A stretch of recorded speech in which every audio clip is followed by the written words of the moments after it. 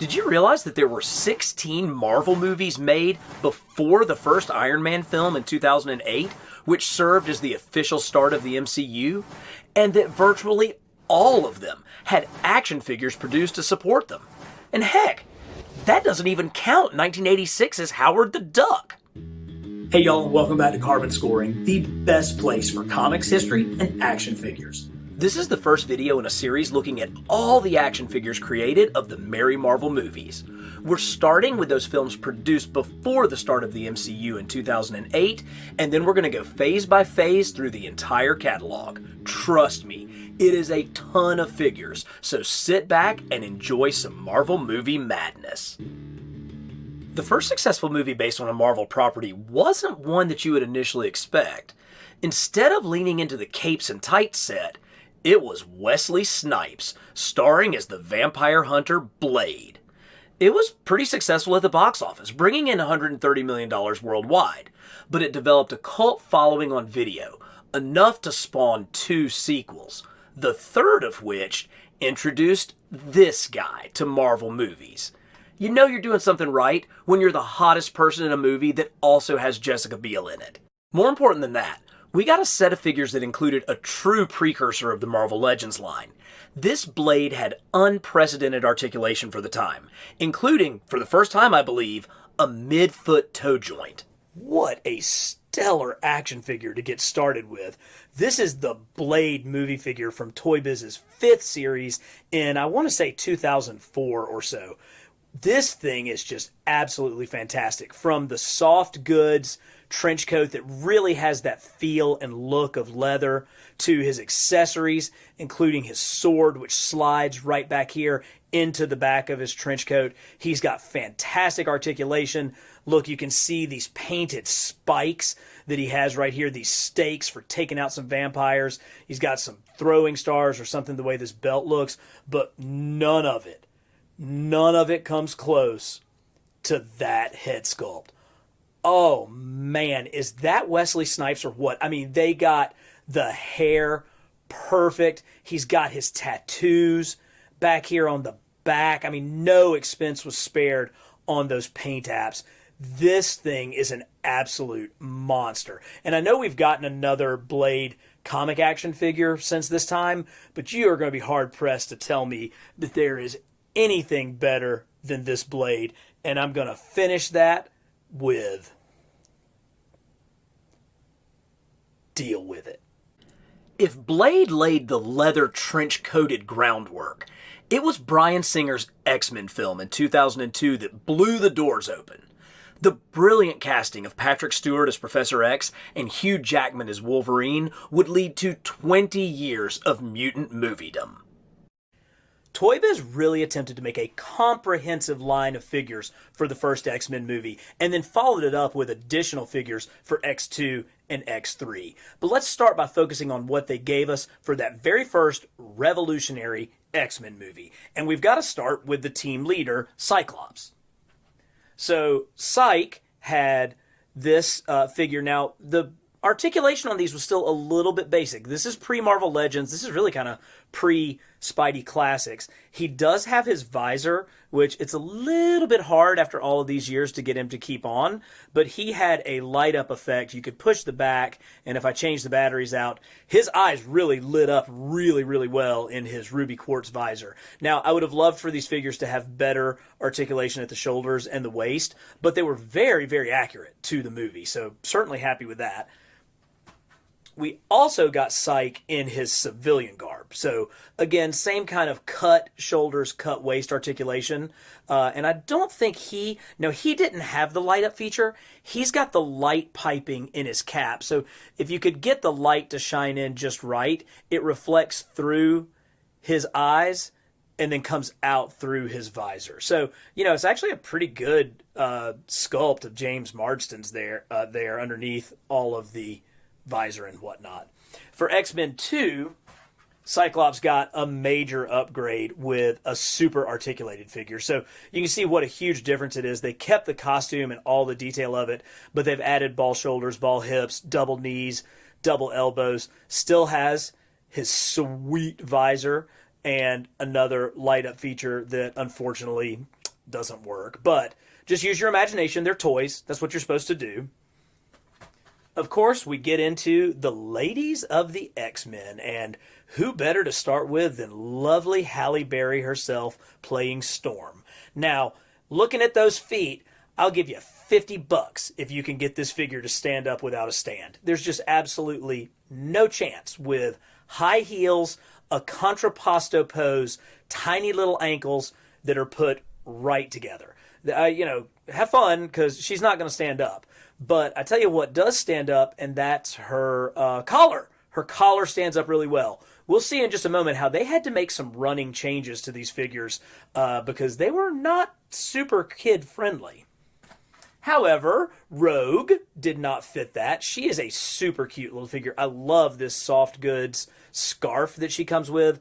Lot of detail in the paint applications on her shirt and her jacket. Even like the markings on her shoulders are done really well. You can even see like the floral design on the back of her jacket. She does have better articulation, at least with ball jointed shoulders. And she's got that classic streak of white hair, which really makes her stand out as Rogue. Nicely, nicely done. On the other end of the hero spectrum, we have Jean Grey.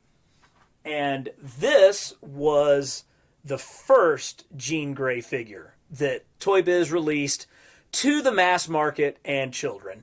And as you can see, she has her hair down. And that was maybe a little bit extreme for, some toy buyers to see, a virile, fertile woman with her hair down. So they had to make some changes on that, and they re-released the figure this time with her hair up in a ponytail. And you can see what a huge difference that makes. It really brings down the shock value quite a bit.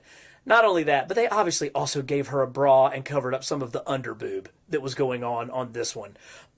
Really no idea how this figure got past the toy censors. But, we ended up with 2 versions of Famke Jameson. You can't have enough Bond girls in your X-Men collection, so we'll take it, I guess. But I love that Toy Biz always gives us everybody that's in the movie. They gave us the villains as well. So we got a really cool version of Sabretooth. You can see how just massive and how much bigger he is than the other characters. He's got cool kind of frosting, and that's what he looked like in the movie. They also made like an ice fight version of this character as well. We have Toad, proving once again, it does not matter if you're in the first major superhero Marvel movie, if you're in the first line of Marvel Legends, or if you get one of the new retro cardback Marvel Legends, you, Toad, are always going to suck. Now, he's supposed to have some kind of play feature. I can't figure out how to get it to work. I think his mouth opens and I just literally just broke Toad's tongue trying to get it to work. So we're not going to see the play feature on this completely crap Toad figure. Mystique, however, is pretty fabulous. Here's Rebecca Romaine Stamos in just straight up nothing. I mean, she just was basically body painted for this movie. And she did come with this crazy rubberized Wolverine suit that you could slip over the top of her so that she could do her, identity changing power. It's really creepy, and that rubber has kind of degraded over time, so it's hard for me to get it on and off of her. So we're just going to, look at the blue bounty that is Rebecca Romaine Stamos' mask figure. And, of course, who can forget Magneto, the main bad guy. He has got this really nice cape. It's got the silky red material inside and the black outside, but it's got a wire throughout all of it, so you can really get it into some very villainous poses. He's got some kind of action feature, I think, that makes his arms go up and down, but decent head sculpt, maybe the least accurate of all of these first movie ones, but still, pretty cool Magneto figure. Who have we forgotten? Of course, Wolverine. Tons and tons of Wolverines produced for this movie line. One of the first was this Wolverine, where he is in his black leather suit. What? Would you rather have yellow spandex? Nope. We're going to get this, and I think he actually doesn't, I don't think he has a play feature. That's not the greatest Hugh Jackman head sculpt. They get better, I promise. particularly with this version. This one has a little bit of an angrier head, gets a little bit more of that idea across. He's still got his very soft claws, not going to have any children hurt by those. But a good figure. Again, he's got a little bit more. He's got the ball shoulders, but he still has the cut waist, which really limits posability. You just can't get Wolvie down into those sort of crouching poses that you want when he has to stand bolt upright with those cut hips. Now, of course, that's better than this. This, you don't have any posability whatsoever. He is going to be in that wide stance position, but it does have crazy Wolverine berserker action. So if you want to make your Wolverine just go absolutely loco and tear into a whole room full of bad guys, this is the figure for you. I promise they get better, and they really do, particularly with this one. Now, again, I'm going to fuss about the fact that it's got the cut waist and that he's going to stand only like that. I'm not sure that this sculpt is that much better. He's had a little bit of paint loss on his nose, so he's a little shiny there. But one thing I do like about this figure is that you can retract the claws. So as you can see here, his claws are back up into his forearms, but when you pull his arms back, they snap out. Kind of like an old school Luke Skywalker, Darth Vader lightsaber from the vintage line. You can snicked out some pretty sweet claws on this. Again, with the second movie, that was when, much like with Cyclops, we got a superposable Wolverine with all of the Marvel Legends articulation that we expect. Better claws, they're longer, they're a little bit sturdier. I think a better head sculpt. I think that's closer to what Hugh Jackman looks like. So we're getting there. Now, thankfully here in the last couple of years, we have gotten some truly pitch perfect Hugh Jackman figures. So help is on the way, but for the early 2000s, these figures were pretty good.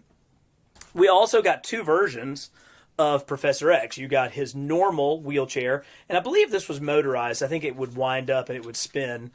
Pretty close approximation of Patrick Stewart there. Not too bad at all.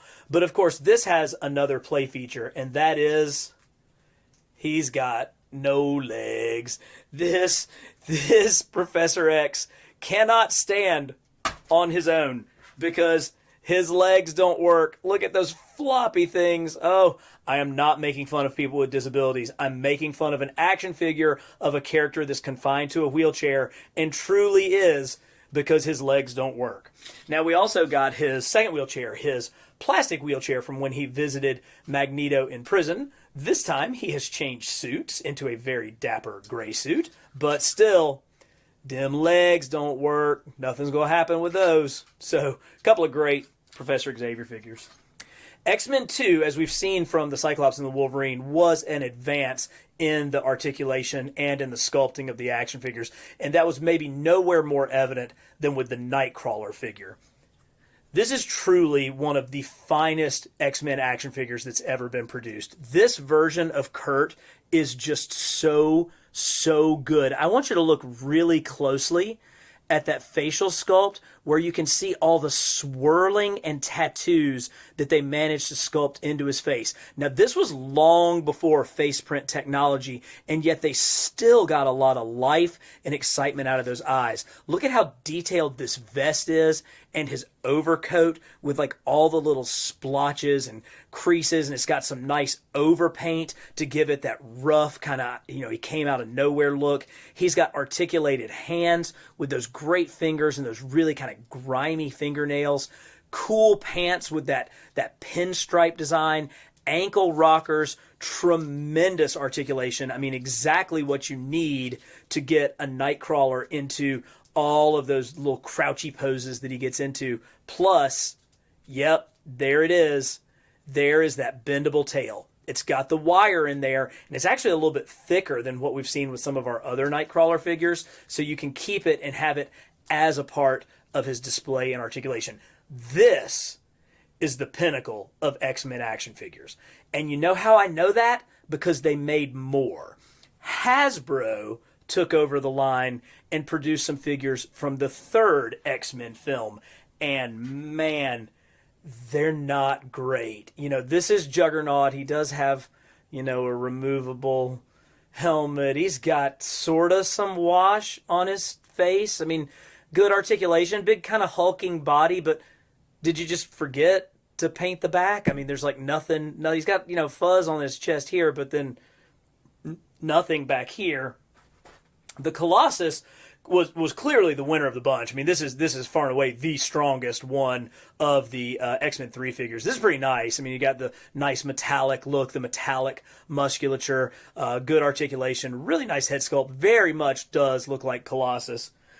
I don't hate the Kelsey Grammer Fraser Beast, other than the fact that it's the Kelsey Grammer Fraser Beast. Ooh, just, casting is so important in these movies. And I know what they were going for. They were going for that kind of intellectual sort of thing, but nope, miss. That wasn't it. But I've saved the worst for last, because the Jean Grey from X-Men Last Stand is arguably the ugliest female action figure ever made. And yes, I have the old Scarlet Witch figure. Ooh, man, that is so bad. I mean, that is just so bad. We need to remember, this is the same actress. This figure was made like 7 years before this figure. Yikes. So, the X-Men line had some definite winners, one for sure loser, but overall, a really nice representation of the films. I'm going to go out on a limb and say, for the record, I actually liked Ben Affleck's Daredevil film. I thought the costume was faithful to the comics, while also being consistent with the leathery look of the recent X-Men films, and visually, it took a bunch from Joe Quesada's Guardian Devil run, and of course, they borrowed heavily from Frank Miller's seminal run on the title. It also introduced this guy as Foggy Nelson. I bet we see him again. The Bennifer team-up also produced a sequel. No, I'm not talking about Bennifer version 2.0. I'm not even talking about Bennifer version 3.0. I'm talking about the movie Elektra starring Jennifer Garner, which had a really small budget and an equally small box office gross. All right, once again, I'm standing up for Ben Affleck because I actually think that this is a good action figure. Predominantly because I think they did a great job with the head. I can see Ben Affleck in this. I can see his chin. I can see something about the way his brow is furrowed in this mask. I think it's really, really good. Now, it does not have the type of articulation that you would expect at the time that this figure was released. I mean, we were fully into ball shoulders and ball joints at this point, and to only have cut joints is pretty weak, to be honest. It makes me think that this was a figure that was designed for a Daredevil line that never came out, and so they kind of shoehorned it in with Marvel Legends because they'd already tooled it, they'd already spent the money on it, you may as well get something out of it. He came with his billy clubs, he's got the holder for them, I'm not exactly sure where those are, but this is much more in line with the type of articulation that we saw with the figures from the very first X-Men movie, and that's okay. I mean, I think it's a good figure of a very underrated and not as bad as people think it is movie. The next film that had an action figure was 2004's The Punisher, starring Thomas Jane as Frank Castle and John Travolta as... I mean, come on, does it even really matter? I never saw this movie, and with a Rotten Tomatoes score of 19%, I'm not sure that I ever will. One reviewer went so far as to say that, quote, "This is one punishment that will make you laugh and cry at the same time, but for all the wrong reasons." You know how I had nothing nice to say about this movie? Yeah, it's not particularly going to get better when we take a look at this action figure either. Here is the Thomas Jane Punisher figure, and you can almost see the Grecian formula dripping off of his hair to try to turn this actor who has blonde hair into a dark-haired actor for the role. It looks like Thomas Jane. I guess I am going to say something sort of nice. I think that facial sculpt is pretty good for the time. He has the exact same leather jacket that came with Blade, but they've added some stuff to it. They've added like this little area where he's got, clips for his machine gun. They added some more of those here, as well as a holster for a blade. Over on the other side, some really nice detailing of these huge shells that he has, another blade, more of that as well. So, they didn't just completely phone it in. He also comes with an absolute arsenal of weapons, including this ridiculous submachine gun. You know, we're kind of facing a gun crisis in America, and it's hard to really glorify a character that comes with an absolute arsenal, but it is who the Punisher is, and at the time, Toy Biz stayed true to that. Now, I do think that that's a pretty sweet Punisher emblem on his chest. It's a little small because I would prefer that it go all the way down to his waist like it does in the comics, where the kind of teeth part came down below this cut. But as far as like a good, clean Punisher logo, I will give it that, but that's about all. That's really about all the nice things that I can say about Thomas Jane's Punisher. Another movie that very much divided the audience was Ang Lee's Hulk. Lee is considered a visionary director, known for such films as Crouching Tiger, Hidden Dragon, Life of Pi, and Brokeback Mountain. While Lee's style didn't exactly fit with the summer popcorn crowd, I actually really loved what he tried to do with panel transitions and bringing the artwork of comics into the film. Toy Biz really got behind this movie with 4 series of action figures, including the infamous Hulk dogs. I can't really comment much on Nick Cage's Ghost Rider film, as I've never seen it. But I guess somebody saw it because it made $228 million at the box office and spawned a 2012 sequel. Unfortunately, I didn't get any of these figures either, which now seems like a massive screw-up, as these things look awesome. If any of y'all saw this movie or have these figures, let me know what you think about them in the comments. Before we get to the next figures, I should probably mention a tiny little series of films you maybe might have heard of once or twice. I covered these movies in another video, so I'll add a link to that in the description. I have always loved the Fantastic Four. The John Byrne run in the comics is one of my all-time favorites. In fact, one of the very first YouTube videos I ever did was looking at his run on the title. So I wanted these movies to be good so badly, and they were close. I can't quite put my finger on why the 2 FF movies weren't great. The casting for 3/4 of the team was spot on. Sorry, Jessica Alba, I still love you. Was it the ridiculous way that they did Doctor Doom? Was it the ludicrous Galactus gas cloud? I'm not exactly sure, but one thing I do know is that the action figures produced were incredible. The Fantastic Four may not have turned out to be one of the classic superhero movies like I was hoping, but man, did we get some classic action figures from those 2 films. Let's start out by going through some of the best versions of each character, beginning with Mr. Fantastic. So this is kind of the standard 6-inch Mr. Fantastic figure, and it's great. It's got Marvel Legends styled articulation. He's got bald joints everywhere. Really good face sculpt of the actor Owen Gruffeld. I probably am not coming close to saying that right, but man, look at that. It's a very, very Reed Richards look. It has his distinctive nose, good FF costume, and I think, yeah, this one had extendable parts that you could put on it so that he could have, like, you know, his bendy things, which is pretty cool. I really like the way they did that, and that's obviously what they've done for Mr. Fantastic in subsequent movies. Now, here is more of a kid's toy, Mr. Fantastic. Again, good articulation, but the whole gimmick here is he's got a tether in the middle so that you don't immediately tear his slinky body apart the first 5 minutes of playing with it. But look, that's a great face sculpt. I mean, they could totally phone these toys in, but instead they went for a great combination of display value for us adult collectors as well as play value for the kids. Really nice. Now, of course, Susan Storm came with 2 versions, and I think these are both really nice.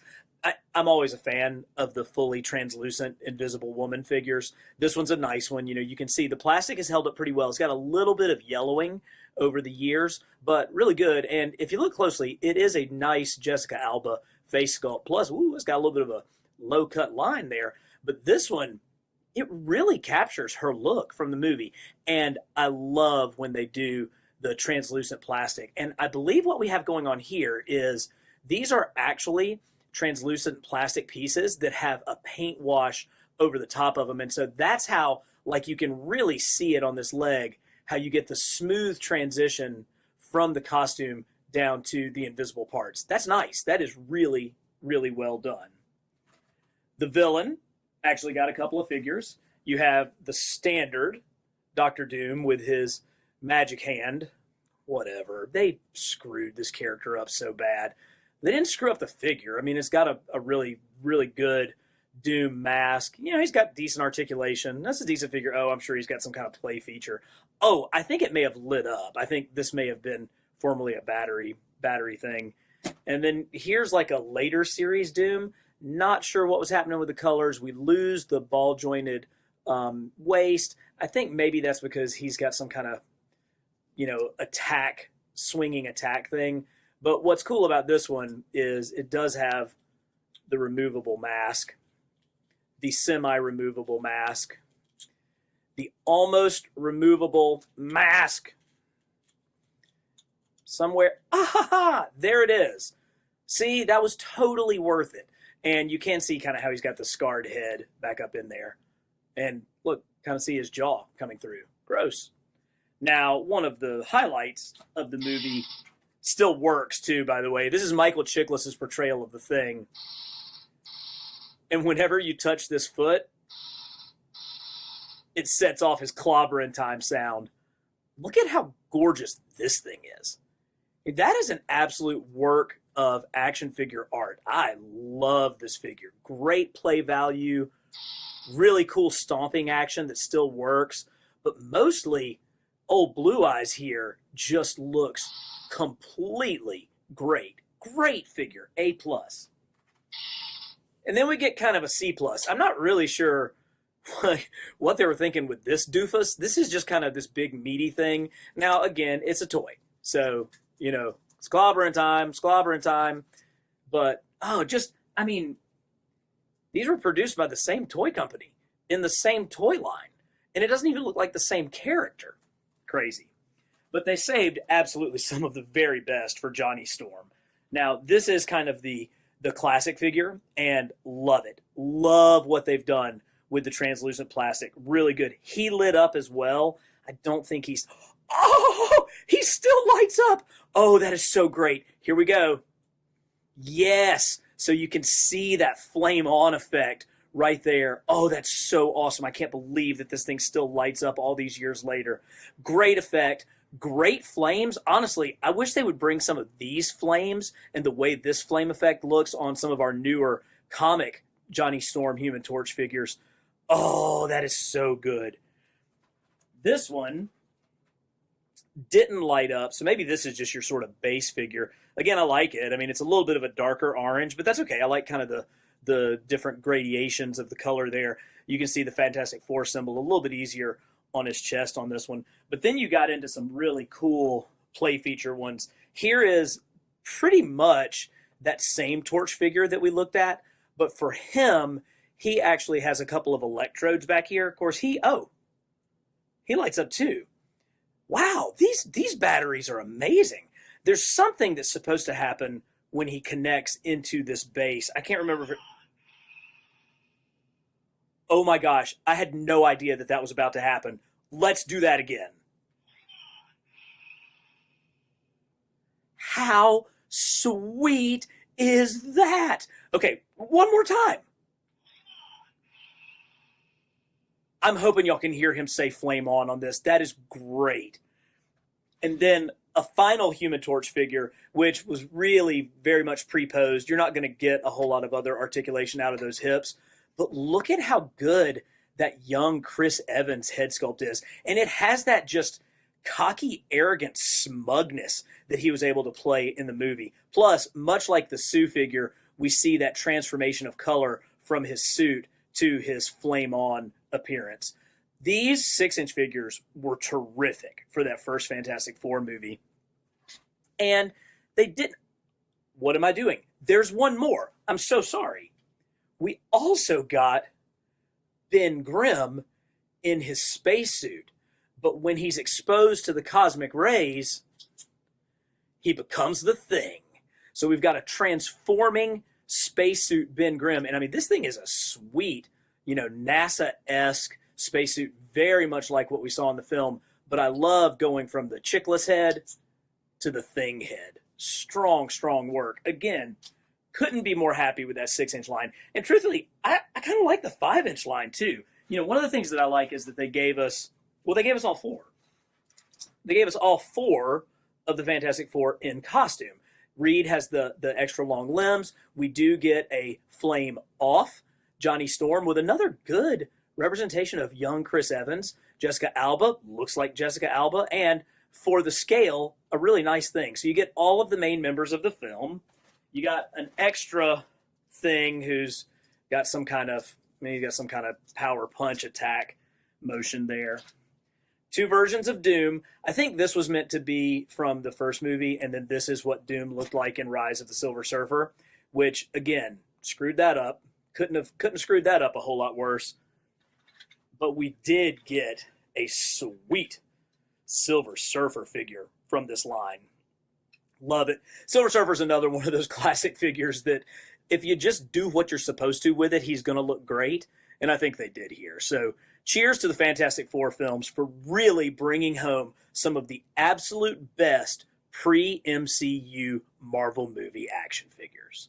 Phase 1 of the Marvel Cinematic Universe started with a bang and ended with a movie that was absolute perfection.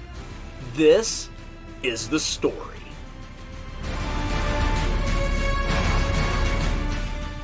At midnight on April 14th, 2008, I sat in a darkened movie theater with my brother on one side and the owner of my local comic shop on the other. We were excited, but we had no idea that over the next 2 hours, our worlds, heck, the entire world, would change. Iron Man was a revelation. Directed by Jon Favreau, yes, Happy Hogan directed the movie, and starring Robert Downey Jr., they took a B-list superhero and created an empire. It's hard to remember that Downey was a Hollywood outcast at the time, having spent almost a year in prison for cocaine-related charges. But Downey was the perfect casting, embodying every aspect of Tony Stark's character. And Favreau made the bold choice at the time to respect the comic book origins of the character and not try to pander to a non-comic reading audience. It was a perfect adaptation. I mean, it really was Iron Man on the screen. And that resonated with moviegoers to the tune of $500 million at the box office. Then came the greatest MCU tradition, the after credits scene. I'm here to talk to you about the Avenger Initiative. A movie as revolutionary as the first Iron Man film certainly deserves revolutionary action figures to go with it. And so let's start out with one of the most revolutionary ones, and that's the Iron Man Mark I armor by SH Figuarts. This is a relatively new figure, but I am just so impressed by the level of detail that they put into this thing. When I first got it, I thought it would have some metal parts. It doesn't. It's all plastic, but you can't tell. I mean, the way that the light shines off of this and the way that the armor looks, you would think that this whole thing was made out of metal, but it's really all about the unbelievable detail that they got into this. I mean, it really does. I mean, you get the sense that Tony made this thing out of old lawnmower parts in that cave. It just, and it really shines through on this spectacular action figure. Now, this is what modern technology can do. This is what, when you've got a huge budget and you're selling a high-end action figure, what you can get. But if you go all the way back to Hasbro's original efforts back in 2008, when the movie first came out, you still have to be pretty impressed with what they did at like a $6.99 price point. I mean, this was the one from the Iron Man line, and all of that sculpting detail is still in there. I mean, this is actually a really great representation of that Mark I armor, only this was mass market, available at Walmart, available everywhere. Now, no, you're not going to get the kind of detail that you get out of an SH Figuarts figure, but I still contend that's a pretty great toy, all things considered. Now, they don't compare necessarily, but if you go pound for pound and age for age, I mean, this is 15 years later than this one. I don't know, it's pretty solid, but great start to our look at these figures with the Mark I armor. Hasbro also brought us a really nice version of the Mark III armor. So again, this was the one that was in the Iron Man 1 line. It was available at retail. There is a lot of detail, and I love that pearlescent paint where they go with kind of, it gives it that metallic look, just the way the paint shimmers and shines all around.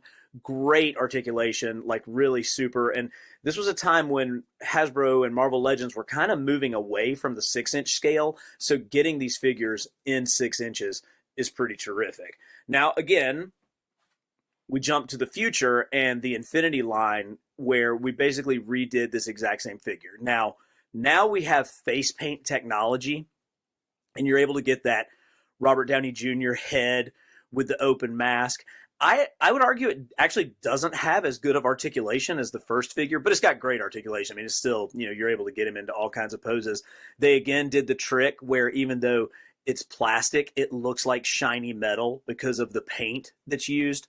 But look at the similarities in the sculpt. Even 15 years on, it shows how good these original toys were. But that's a pretty strong version of the Mach 3 armor. Now, of course, no movie is good without their villain. And back in the day, we got a mass-produced Ironmonger figure. This thing's big. I mean, it's got some weight to it, particularly when you compare it against the Iron Man that it was designed to fight. I really like it. I mean, it's solid, but holy cow, it does not compare to the mammoth Iron. It doesn't even fit on the screen. Look, I can't even get this thing on the screen. It is so huge. Now, it does have a tendency for that back piece to fall off. It doesn't fit in as well. Just look at the menace in that mask. I mean, this is gorgeous. He's got his rockets firing off. It's got sculpt all the way around. It's heavy. I mean, it's really a heavy piece. I love that clear plastic over the top of the arc reactor for this one. It really gives it a nice touch of detail. But of course, it also came with Jeff Bridges as Obadiah Stane. This thing is so accurate. I can almost hear him saying, Tony Stark was able to build this in a cave with a box of scraps. Just a great action figure. Love it. After teaming up with Paramount Pictures to release Iron Man, the fledgling Marvel Studios joined forces with Universal Pictures to bring the Incredible Hulk back to the big screen. It had only been 5 years since the Eric Bana version kinda flopped, so this Edward Norton version attempted to bring the story closer to the 1978 TV series, even going so far as to have the original TV Hulk, Lou Ferrigno, provide the vocal performance for the CGI Jade Giant. It was considered a moderate success, with a total gross of about $264 million, making it the least financially successful MCU film. The movie's storyline centered around... who am I kidding? I've never seen this movie. Let's just take a look at the figures. Yeah, I got nothing. I bought no figures from the Hulk movie. Shellhead takes center stage as the MCU moves forward with Iron Man 2. Downey Jr. was back to his pitch-perfect performance as Tony Stark, now struggling with the responsibility of being Iron Man, and with the arc reactor that's keeping him alive slowly poisoning him. The film kind of flirted with the famous demon in a bottle storyline from the comics, where Stark's alcoholism takes him to rock bottom, but it never really committed to it. Upping the stakes, Stark has to face off against both Whiplash and Justin Hammer, all with the Black Widow lurking in the background. This movie was a mega hit, bringing in $623 million at the box office, including the 5th highest opening weekend in history at the time. But still, it was difficult to recapture that wide-eyed magic of the first Iron Man. By the time Iron Man 2 rolled around, Hasbro had realized they had found a winner in Iron Man. Iron Man is a figure much like Batman. You can put him into so many different situations, and there's a costume for all of it. He is truly one of those perpetual sellers on the toy aisles, and Hasbro has taken advantage of that. So with the Iron Man 2 series, we did get the first armor that we see in the film, the one where he pulls out his suitcase and it pops up and comes on him when he's battling Whiplash in Monaco.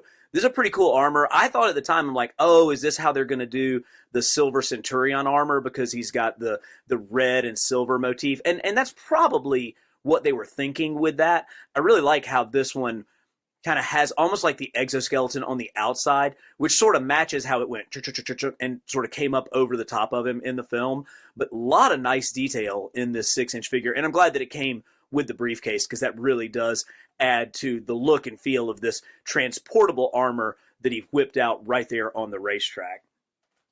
Now, of course, we got the main armor that he used in the movie, and this was a good one. It's very, very similar to the Mark III armor. I think this one, is this like the Mark IV or Mark VI? Listen, when you're up to like Mark 85 now, I stopped caring. So just, you can correct me in the comments, but I don't remember what numbers all these things are.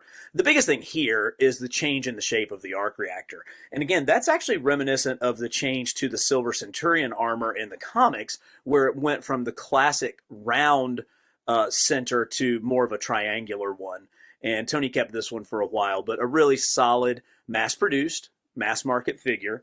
Now, before he donned this armor, he was having sort of his, crisis of not knowing what he was going to do. This is where he's sitting up in the donut hole eating donuts. But this is the previous armor that still has the round arc reactor. And for something that came out prior to faceplate technology, face printing technology, really, really solid Downey Jr. head on this one. But the figures that really did the most justice to the Iron Man 2 line were the ones that came from Marvel Select, from Diamond Select, the comic shop only lines. Again, these are a little bit larger. They're 7 inches as opposed to 6, but that extra inch and not being quite as concerned about articulation allowed for some really great detail to come out in these figures. Again, they've got that great shiny paint, which gives that plastic a very, very metallic look, which works for Iron Man. This is the later version with the triangular arc reactor. Just a gorgeous figure. And I can't remember if it was produced as a variant or if it was just an extra head, but there is a version where you can see a really good Downey Jr. face sculpt underneath the mask. I think it just was an extra that came with it. I don't remember. I do like when they really put the effort into his repulsors on that hand. This is a good figure. We also got a couple of versions of Rhodey. This is the Marvel Legends version that is solid. It's a solid looking figure. It's got all of the detail that you expect in that 6-inch figure. I really like the Gatling gun with the ammo belt coming through it. But the Diamond Select, clearly superior in every way. That is an unbelievably accurate head sculpt of Don Cheadle in there. Just really, really happy with how strong this Diamond Select figure came out. But before we finish on Iron Man 2, there's one that was absolutely missing, and it's Whiplash. Now, if you go on the internet and look at fans' most requested list, a 6-inch Mickey Rourke Whiplash figure is way up at the top. But thus far, the only version of him that we have gotten is in the Marvel Universe 3 3/4-inch line. So this is one that is high on everybody's wish list and one that we really need fulfilled. Before we leave Iron Man 2, I did discover one more version of that Mark IV armor, and this one came from Bandai in their SH Figuarts line. Again, this is similar to the Mark I that we saw, where it really looks like it's all die-cast metal, but it's not. It's plastic, although there is a little bit of die-cast metal down here at the feet, which is really nice because that allows it to stand. But this is that kind of high-end sculpting detail that we've come to expect from our import figures. And man, this one is another really, really nice one. But I think where this one really crushes it are with the accessories. You get 2 Downey Jr. heads. And I mean, holy cow, look at that thing. It's like I'm literally holding Robert Downey Jr.'s face right in my hand. You also get a really sweet sunglass version as well. These are some of the finest facial reproductions that I've seen in this 6-inch scale. But for me, what takes this set absolutely over the top is the box of donuts that comes with it. I must say, I was really worried about the Thor film. As an avid Thor comic fan, particularly Walt Simonson's epic run, I really wondered how the sword and sorcery aspect of Thor's mythology would translate to the silver screen. Academy Award winner Kenneth Branagh was directing, which seemed good, but also an odd fit. But I needn't have worried. While the scenes with the Asgardians on Earth did have an unmistakable medieval times flair to them, the now apparent strength of the MCU was becoming more and more clear. The casting. Chris Hemsworth was certainly worthy as the mighty Thor, but it was the remainder of the cast that solidified the world-making. Sir Anthony Hopkins was pitch perfect as Odin, and Natalie Portman had just won Best Actress in Black Swan before portraying Jane Foster. Then the scene-stealing Kat Dennings provided the perfect, down-to-earth straight man for dealing with otherworldly gods. However, no one stole the show like Tom Hiddleston's Loki, a villain with motivation and charisma, and one who would lead the MCU for years to come. Despite my initial fears, Thor was a financial success, grossing $450 million worldwide. Probably the Marvel movie with the biggest inverse relationship of great figures to movie quality is the first Thor film, because we got some actually really legit figures from that movie, beginning with a couple of great Marvel legends. Specifically, here is our version of Thor from the film, and he's got that pretty classic armor that he's wearing. This armor was clearly inspired by the artwork of Oliver Capiel, the artist who worked with J. Michael Straczynski. I'm not going to get either one of those names right, but you guys know who I'm talking about. And they took a lot of his design choices when they created this original Thor armor. And I think it looks really good. It's one of the few times that we actually get Thor in his helmet. We did get to see a little bit of that in Ragnarok, but it's pretty cool that they gave it to us in this film. We also, in the Infinity series, finally got Odin. And wow, man, that is a unbelievably remarkable look at Anthony Hopkins as the All-Father. Really solid figure, good detail all the way around. I think it's pretty great. Though the place where the Thor movie really kicked off was in the Marvel Select line, where you got a very, very good, for the time, version of Chris Hemsworth as Thor. Completely accurate movie costume, 7 inches, but good articulation. Really nice sculpt there. Good version of Mjolnir. I like this, but this was where we actually got Tom Hiddleston as Loki. And that's a strong Loki head. I love the big swooping Jack Kirby-esque horns on this one. I like all of the medieval looking plating. He's got the sewn in leather on the sides of his pants there. Just a great figure. But what was cool about this one is they came together and created an accessory, which is the Bifrost, the sword that helps to control the Bifrost. So that was a nice little bonus that those figures packed in. If you got both of them, you were able to complete the gate to the Bifrost. But at the time, Hasbro was kind of moving away from the 6-inch scale and moving more towards their 3 3/4-inch scale. And that's where we really got to see more of the characters from the Thor film, including the 3 main people that we've seen, Thor, Loki, and Odin. But it allowed us to get things like the Destroyer. And this is a sweet Destroyer figure. And you know what's even better about it? It still lights up. That chest armor still, when you press the button, it'll still light up. Really cool and very, very comic accurate. I mean, I know this is exactly what it looked like in the film, but they did a great job of transitioning from the comics to the film for the Destroyer.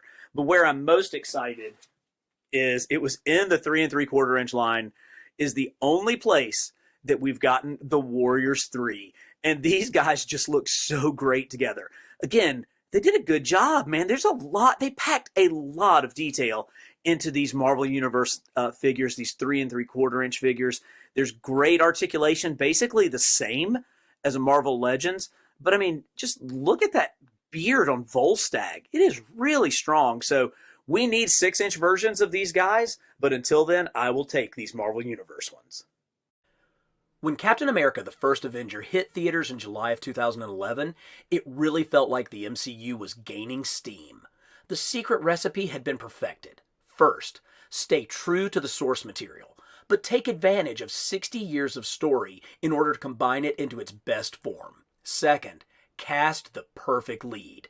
Chris Evans, The former Human Torch has become the Sentinel of Liberty, the true star-spangled man, with a portrayal of Cap that is earnest and loyal without being patronizing. The movie wasn't afraid to shift the tone either, moving away from your typical popcorn blockbuster into something that felt a little more old-fashioned, perfect for the 1940s time frame of the film. Now, the film wasn't perfect. Hugo Weaving did the best he could in a red rubber mask, but the heart of this movie, led by the compelling portrayal of both Steve Rogers and Captain America, won the day. And the movie was a success, grossing over $370 million at the box office. Marvel was here to stay. There's something about Captain America, the First Avenger, that always just makes me smile. I think maybe it's just the style, that old-fashioned chaste romance that you had. I'm not sure, but I just have always found it to be one of my favorite movies.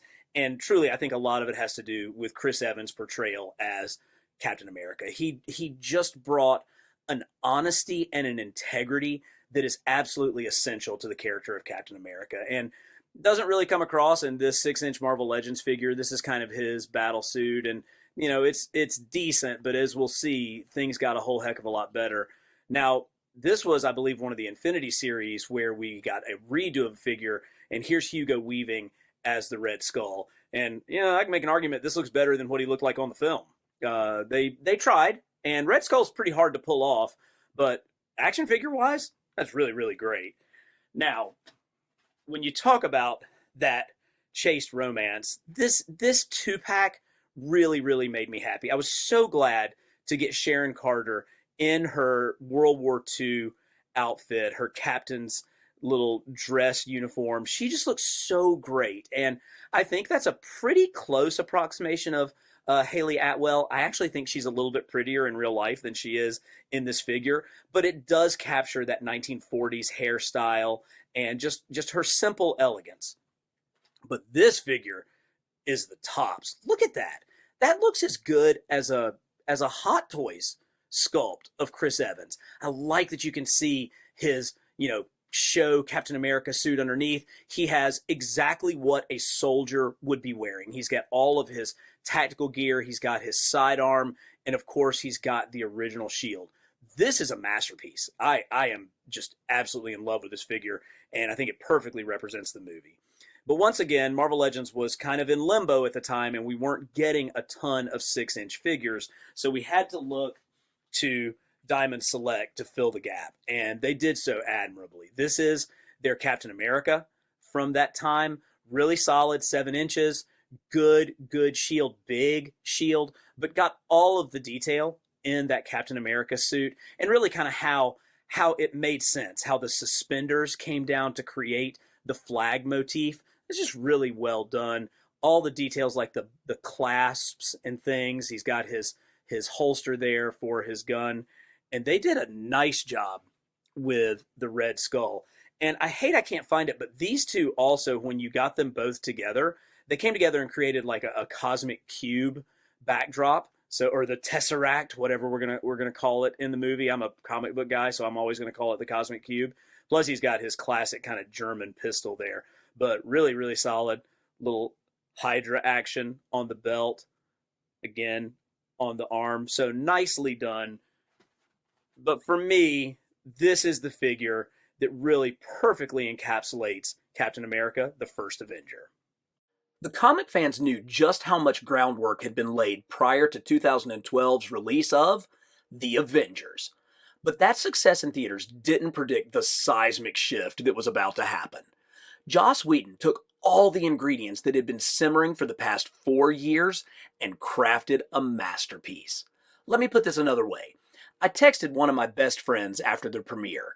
He's an unrelenting cynic, the guy who can criticize anything, and I asked him what he thought. His one-word reply? Perfection. And it wasn't just us fanboys and hardcore comic nerds.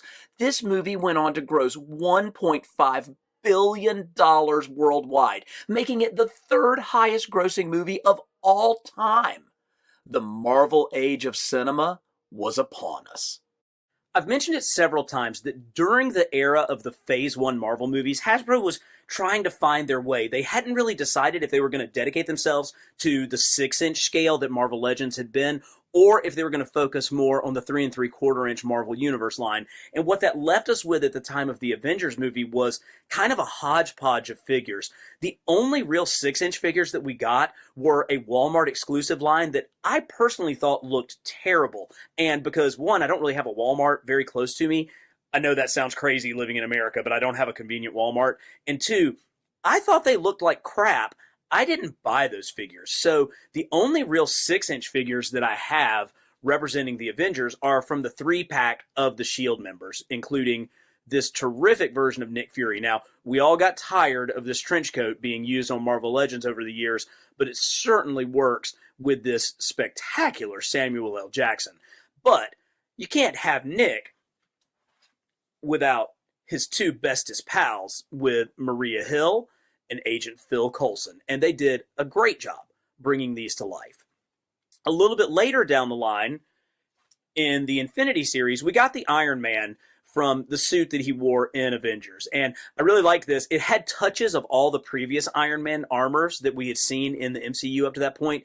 You still had splashes of silver to kind of represent the Silver Centurion aspect, but they came back to the circular arc reactor, which has always been my preferred look because it harkens back to the classic 70s and 80s looks in the comics.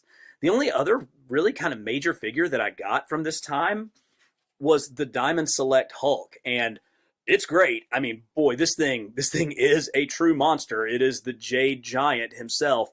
Really cool look. Definitely looks like Bruce Banner from the films, but this was the only one of the Diamond Selects that I've ended up keeping during all of this time frame. So if we want to see the 5 main members, 6, maybe I should count a little bit better, the 6 main members of the Avengers, we're going to have to look at a different scale to do that.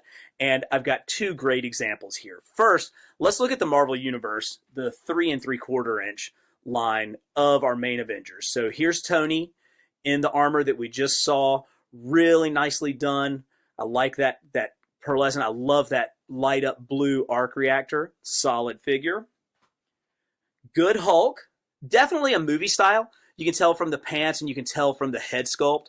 And also just sort of how he's a little bit smoother. A lot of our comic Hulks have more muscle striation than that. This one really looks more like what we got with a movie Hulk. We did finally get a good version of Clint Barton Hawkeye. Really sweet. He's got his shades on. I kind of like him without them, but that's okay. It works. We get a good Jeremy Renner head sculpt there in the 3 3/4-inch scale. Black Widow, it's always tough to get those female head sculpts to look right, particularly the smaller the figures get. And I think this one suffered a little bit because of that, but at least we got her. This is a really terrible Captain America. I don't know what they're thinking. Like, it just has normal cut shoulders. Like, why on earth? And why does the shoulder come over the top like this? And again, just regular. So this doesn't have anywhere near the articulation that the other figures in this line had. I think maybe I've chosen a really poor example of this, but he is the one in the Avengers costume that kind of fits in with these, I think. Or maybe that's the Captain America First Avenger figure. I don't know. He was in the box. And then, of course, the Prince of Asgard, Thor himself. Pretty nice. But if I had to pick what's the best representation of the Avengers, we got to go Mini-Mates, because once again, Art Asylum packs all the detail into a tiny, tiny little package. And they did it here with this great Iron Man figure. I'm going to bring them all up so that we can kind of see them together. Here is the Hulk, and I love how when they have these supersized figures, because they're all basically on the same base body, but you've got to create some kind of illusion to make the Hulk look bigger. So he has kind of added forearms, added lower legs. He's got kind of a puffy chest piece that sits over the top, but it works because it creates a significantly larger figure as far as that goes. Hawkeye comes without his sunglasses, so you can actually see the face sculpt, and it is remarkable how they get these tiny little things to actually look like the actors that we're so fond of in the film. So he comes with all of his accessories. Very, very nice. Black Widow, actually, I think looks more like Natasha in mini-mate scale than she did in the 3 3/4 inch scale. She has both of her pistols with her, so she's got her awesome accessories. The Sentinel of Liberty, Captain America, with his shield, holding it in his hand. And they kind of hit that blue color that was what Cap's uniform looked like in the Avengers film. It was a little bit different blue than we had seen in some of the other films, so that worked very well.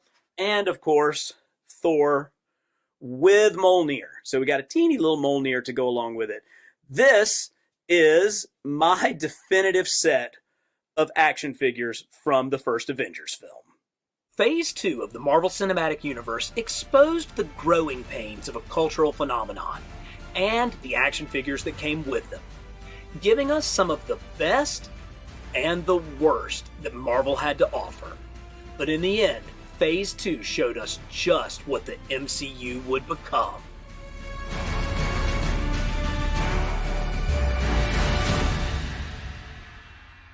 Iron Man 3 opened the second phase of the MCU in May of 2013. The film was loosely based on Warren Ellis's Extremis storyline from the comics. It was generally well received by fans, although the bait and switch with the Mandarin subplot really irritated longtime comic readers. But it was a huge box office smash, bringing in $1.2 billion. Downey Jr. used the film to explore deeper aspects of Tony Stark's personality, which would pay huge emotional dividends as the MCU continued. Iron Man 3 ended up with a nice collection of action figures, and we should probably be thankful because with all of the different armors that Tony blew up at the end of this movie, there could have been like 100 different figures that would have absolutely stretched our wallets beyond the breaking point. But as it is, we got the main armor from the movie, which is nice. I think this looks really good. I love coming back to the gold. It's interesting because it's almost like an inversion as far as the color scheme goes of the classic red and gold armor, where that armor typically has the red on the inside and then the gold on the outside. This one has more of the gold inside. It's a really good look. It has basically the same head that all of the armors have had. We've got the circular arc reactor, and this Marvel Legends figure is nice. You know, it's good, typical Marvel Legends articulation, but I think we're going to see when we get to the Diamond Select that there was a way to do this figure and make it even better. The other figure that came out at the time of the movie in the Marvel Legends line was the Iron Patriot figure, and this is a different sculpt. I think it may share a little bit of similarities as far as that goes, but you know, it's the exact same size. It's nice when they fit together like that, but this has the Iron Patriot look from really when I think it was Norman Osborn that actually wore this armor in the comics when he took over S.H.I.E.L.D. and named it Hammer. So that's one more way in which you take 60 years of comic history, take the parts that you want, and you're able to create the MCU out of it. But these are two nice figures from the Marvel Legends line in 6-inch scale from Iron Man 3. Now, they went back in the Infinity series and gave us this one, this like all gold suit. I have to admit, I don't really remember this that much from the movie. I'm not sure if it was one of the armors that was down in Tony's armory when his house got destroyed, or if it was part of what... Oh, actually, that was in the second movie. So this may have been one of the armors at the very end where, you know, he brought the pain with like a gazillion armors coming. But this came in a 2-pack with... Yes! There he is, Happy Hogan. Little did we know that Happy Hogan was going to end up being such a major part of the Spider-Man franchise, even with his dalliance with Aunt May. But it's nice to get Happy on a good frame. I think it's a pretty decent representation of Jon Favreau as far as the head sculpt goes. I've had several of you guys in the past comment that you think that I look like Happy Hogan.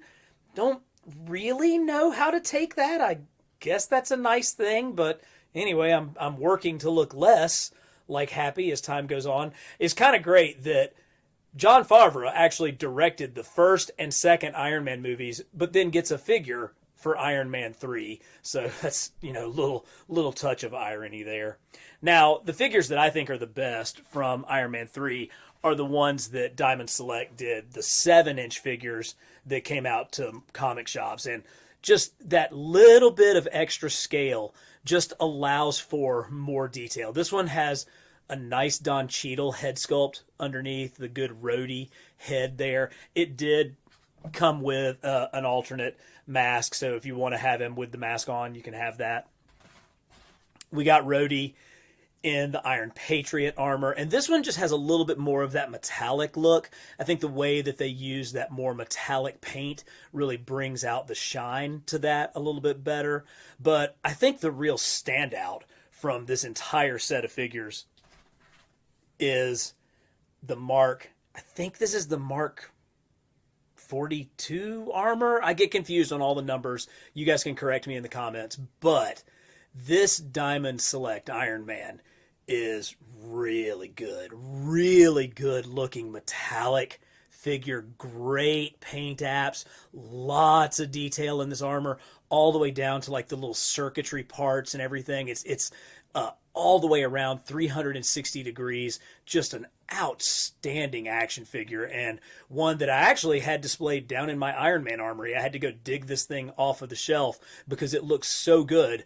I've got him down there with my comic Iron Man, but great figure for Iron Man 3. A pretty good movie, one that literally could have been 100 action figures deep. Thankfully, we only got 5 or 6.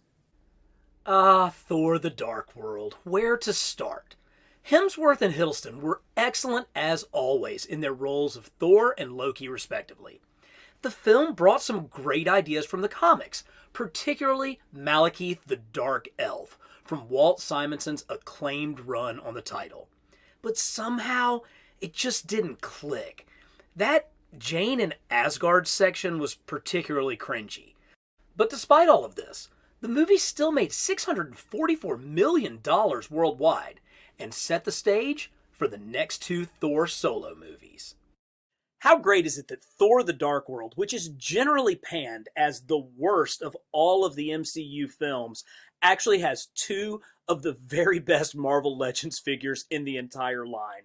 The Infinity series that came out just within the last few years went back and revisited Thor the Dark World and gave us this brilliant, absolutely brilliant version of Chris Hemsworth as Thor. Look at all of the detail, even like the braiding of his hair coming back to this ponytail coming through his locks. He's got this incredible chest armor with this, it almost looks like they've got gold metallic flake in this paint. There's detail on the knobs where his cape comes in. This is a fine figure. And even unlike most capes, so this cape is very smooth on the back, but look, it's got the rough, almost like velvety interior texture on the front. Of course, he has a really good version of Mjolnir. This is truly one of the best Thor figures that we have from what is, bar none, the worst Thor movie made. Now, they didn't stop there, because this actually came as a 2-pack with Lady Sif, and it is just spectacular. Again, the detail on her armor, all of the little sculpting on her silver armor. You can even see each of the individual pieces of chainmail that she has up across her breastplate there. She comes with a couple of sweet swords and her handmaiden shield. She's got great detail all the way down through her shin plates. But this head sculpt is, it is just spot on. Now, granted, they do have the advantage of doing this after the face rendering technology and how that has really advanced. But they did just such a fine job with this. Women's faces are notoriously difficult to sculpt into action figures because many times they're very smooth. They don't have a lot of carved in distinctive features the way that men's faces have. And so it's really hard to get a good approximation of a female's face. And so when you see one like this, you've really got to appreciate it. Plus, look at it almost is like the individual strands of her hair are coming down. That is a really good action figure. Now, I made a big deal about how good this facial sculpt is. Let's just see what old technology looked like. Here is the Diamond Select Thor that came out at the time of the movie. Now, this is like some kind of Cro-Magnon, like Planet of the Apes Thor. Like, that doesn't look like Hemsworth at all. Now, they made the effort. They went with the braid and the ponytail, so I appreciate that they did that. And of course, they've got the detail, because Marvel Select really does go into a lot more sculpting detail. It's a nice paint application. We're actually going to see this figure again when we get to Age of Ultron, because he has the exposed arms as opposed to the chainmail arms that the Marvel Legends figure has. And this look actually really does duplicate from both Dark World and into Age of Ultron. They're really, really close. But that head sculpt, I can't call that close. However, I can at least recognize that that's an attempt to be Chris Hemsworth. I don't know what we're supposed to make of this. So this is Jane Foster? This is Natalie Portman, I guess? Maybe sometimes if you tilt it a little bit, but good grief. That doesn't look...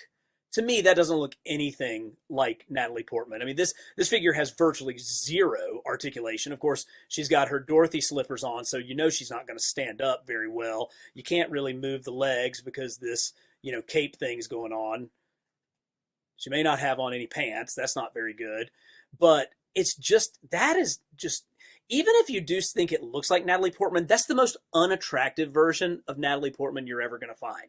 Except for her, possessed head sculpt, which somehow they took an unattractive Natalie Portman and made it even worse. So this is going to go down as the worst figure from the worst Marvel movie. Somebody's got to be last. I'm sorry, it's you. During the time of Dark World, they were still kind of mixing and matching between 6-inch, 7-inch figures and the 3 3/4 inch scale. And we did get some unique figures in the 3 3/4 inch scale that I wanted to take a look at. Of course, we got another Loki, and that's it's a decent Loki. I mean, his costume's pretty accurate. Certainly not as good as some of the other Loki figures that we've seen as we've gone through all of these. We did get 2 of the figures that were unique to this movie, and these are actually really well done. So I'm going to give a lot of credit for the Dark Elf figure. So he's kind of one of the Dark Elf warriors. That mask is so creepy. They did a nice job with his battle armor. He's got his kind of claw, his fighting accessory. And I love it when they don't skimp on the back. There's a ton of detail here on the back of the figure that maybe you're not really going to see. You're certainly not going to see it when it's in the package and you're trying to buy it. He's got his braided hair coming down, but that mask is so creepy. And then I had such high hopes for the Curse figure. And hey, it's a good action figure. I mean, it looks like what Curse looks like in the movie. A lot of gray, not a lot of excitement happening with this figure, but he's got a decent sculpt and a pretty accurate head for what happened in the movie.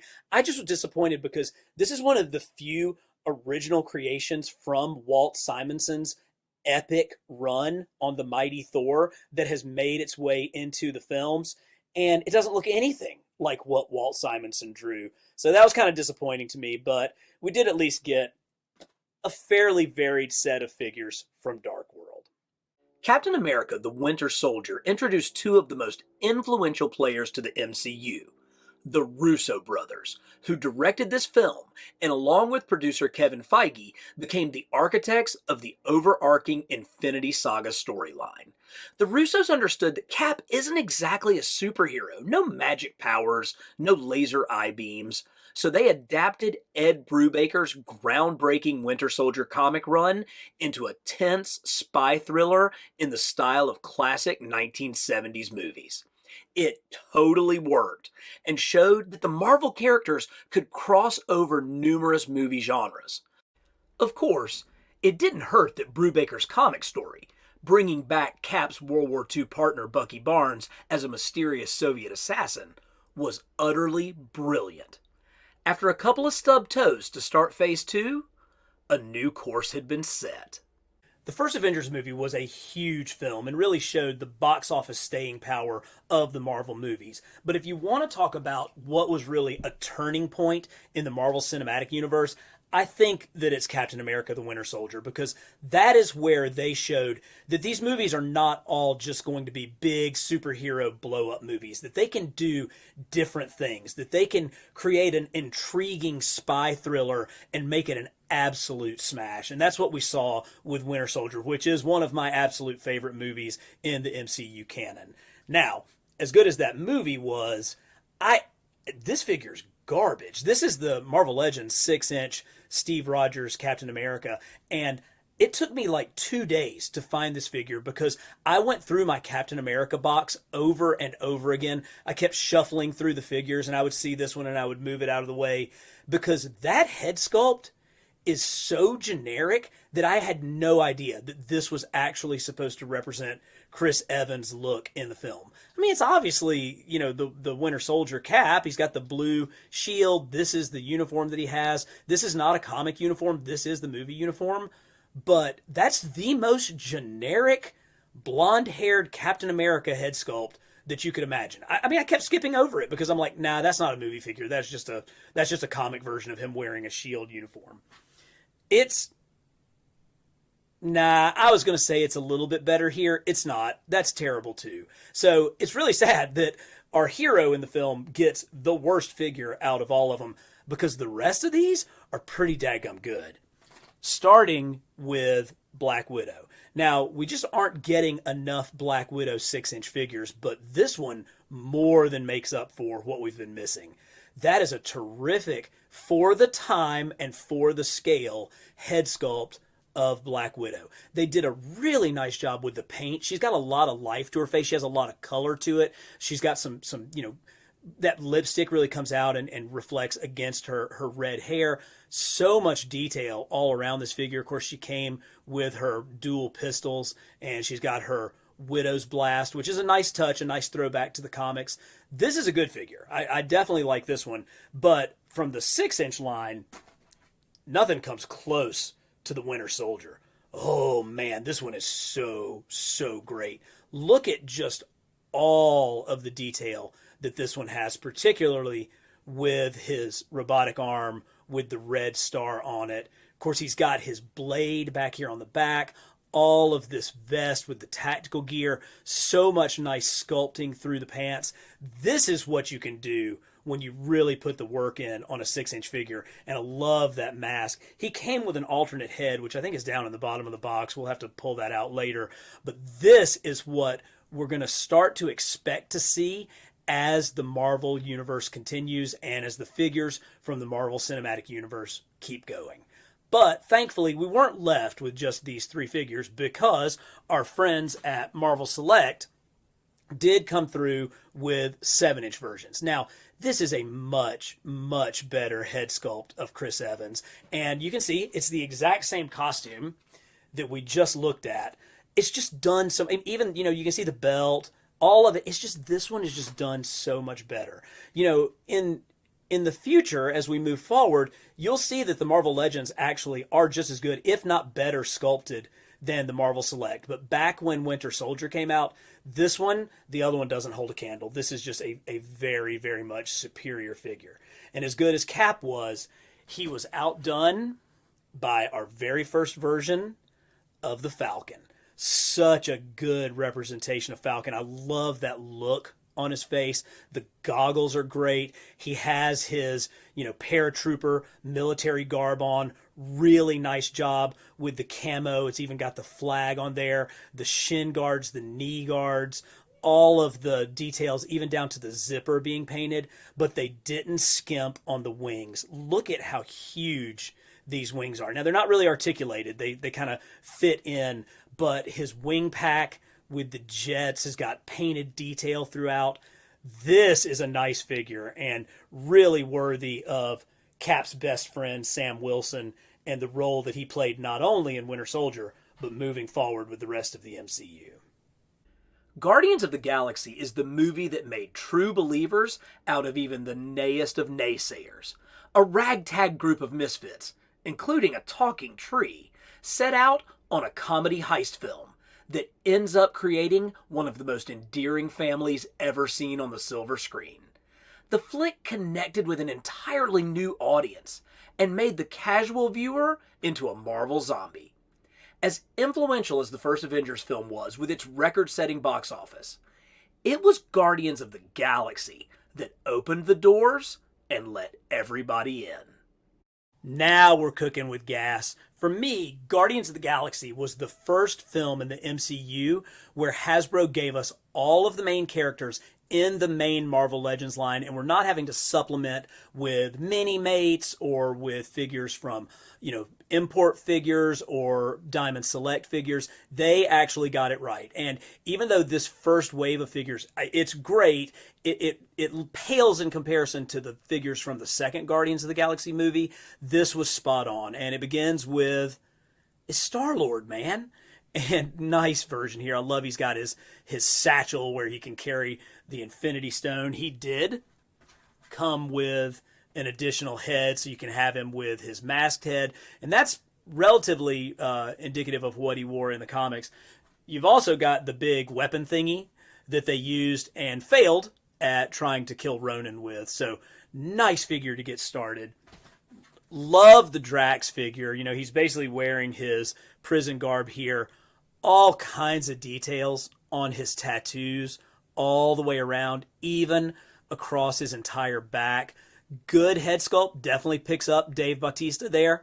I dig that. He came with both of his blades that will fit into holsters on his legs. That always makes me happy because it keeps me from losing the accessories over time. So pretty sweet Drax. Really nice. Great body frame for him. And of course, these are all new arms because these tattoos are textured. They're raised. That's not just paint apps. That's actually sculpted in detail. So they went all out on that. Gamora is probably the weakest of the head sculpts. That doesn't look much like Zoe Saldana. It gets better. She's going to get a figure in another movie, so don't give up. You just got to wait and see when the Phase 3 video comes out. But at least we got her. At least we completed the team. They didn't leave the female character out. She does have good, weathering and kind of that tapering of the color to her hairstyle. But yeah, out of the 5, this one is number 5 for sure. Then you got the Dream Team. You got my boy Groot in all of his tree glory, and Rocket. Now, Rocket's a little kind of squat, and he's obviously pretty limited articulation-wise. It would be nice to get some lower body articulation, but when you pair him up with Groot, it just looks terrific. They go together so well. This Groot is big. He's really tall. I mean, he's probably 10 inches tall, so he towers over the other figures in the line, which is appropriate. I mean, it fits in absolutely perfectly. So I love these. I love having these two together. They look so good. Now, to complete this movie in the Infinity line from a couple of years ago, they went back and they gave us the main bad guy, Ronan the Accuser. And this is pretty obvious what the difference of a few years in action figure technology can make. I mean, so this figure with this, facial technology and the paint apps on there, look at how spectacular this looks compared to this. Now, there was nothing wrong with this figure. There was certainly nothing wrong when it came out, but this has now become the standard for Hasbro mass market Marvel Legends MCU figures. Is you're getting figures that look this good. That is really, really something. Of course, he's got his, smash some Kree brains out thing. Good detail all the way down the back, even in the areas that you don't really see very well. They've still got paint detail and whatnot. But it's really about how good that head is, which is really where all these figures come down. I love the sculpting. I love the articulation. But if you don't nail the head, it's not even worth it. So we are now entering into a new phase of Marvel Legends when it comes to MCU figures, starting with Guardians of the Galaxy. How do you top one of the biggest movies of all time? More characters, bigger threats, special effects. And for the most part, it worked. Age of Ultron was a worthy sequel to the first Avengers film, with James Spader's title threat a creepy, powerful, well-developed foe. I think the biggest problem this movie faces is that it just hasn't aged as well as the original Avengers film, and it can't compare in scope or emotion to the two Avengers films that came after it. I mean, something has to be the worst Avengers movie. That said, any flick that brought home almost $1.5 billion and teased Captain America lifting Mjolnir must be judged as a success. Age of Ultron was a big movie with a big cast, and we've got a lot of figures to look at from this film. But let's start with arguably the star of the show, the Ultron Build-A-Figure. Now, Ultron has had numerous looks in the comics, most of which don't have arms that come off. That's the beauty of a Build-A-Figure. It pops right back on. This really does represent that figure incredibly well. It's big. He's much larger than the 6-inch figures that were in the same line. And of course, he was a Build-A-Figure, so that makes sense. They could go a little bit larger. All of that tech detail remains all around this figure. I probably would have gone with maybe a little bit more paint wash, a little bit more detail to bring out some of this circuitry, but we do have a really strong looking Ultron and a pretty good amalgam of the different versions of Ultron from the books. You know, my classic Ultron that I first came across was in the Secret Wars comic book back in 1984, and that Ultron would have been visually very boring on the screen, even though it's the classic version. This, I think, was probably a better choice, and it definitely brought the menace of the character to life. Now, across several lines, we did get the main members of the Avengers, and let's look first at the ones that I have in 6-inch form in Marvel Legends. I do have a War Machine. We've got a Rhodey. He came out in the Marvel Legends line. This is very similar to the previous War Machines that we've gotten. I know that he came with some kind of, war weapons, Gatling gun, missile launcher kind of stuff, but I have no idea where that is. So that's, pretty okay. The Captain America is actually quite good. Now, there's a little bit of difference between his look in Age of Ultron and his look in some of the other movies. One of those is he's got the red that comes around the star on his chest. They didn't make drastic changes in his costume, but there are subtle ones that you can pick out as we go from film to film. It's a decent Chris Evans representation, but nothing like what we're going to see as we continue to move through the phases of the MCU. This is a really good Iron Man. This is an outstanding Iron Man figure. They've really got Iron Man down when it comes to Marvel Legends, which they should, because all he does is just sit on the pegs and make money for them, which is fine, man. I mean, this is the Batman of the MCU. This is the guy who can be in all the different suits, have all the different tech, and it's just terrific. And this is a really, really good one of that. Now, later on in the Infinity line, we got two more Marvel Legends figures. We got the twins, Quicksilver and the Scarlet Witch. Maybe not the best Scarlet Witch head sculpt. We'll certainly see better as we get into shows like Vision and Scarlet Witch, but this is a spot-on version of Pietro. I love how they got his hair and like the different textures of his hair. They have all of the texture of his kind of simple but effective jumpsuit. He has different hands, so it's easier to get him, posed in the type of running poses that you would want to have him in a display. So thank you for Hasbro for coming back and filling in the gaps and getting Scarlet Witch and Quicksilver in this line. Now, they also did an Amazon exclusive 4-pack or 5-pack of figures that had Thor, Widow, Hawkeye, and Hulk. I didn't get that, and I looked at it online to maybe buy one to show you guys in the video. That thing is like $250. I love y'all, but not that much. So we're going to look instead at the Diamond Select figures. We've seen this one when we looked at Thor: The Dark World, but this is very indicative of what he looked like in Age of Ultron. We did get Natalie in this. We got Black Widow. She's a little vacant in the eyes. I'm not sure what's happening with that. Just a little bit more depth and texture to that eye. Paint would have gone a long way, but for a Diamond Select figure, it's certainly very nice. It's 7 inches. It's got good, decent articulation, but, okay. Now, where they did a great job, though, was with Hawkeye.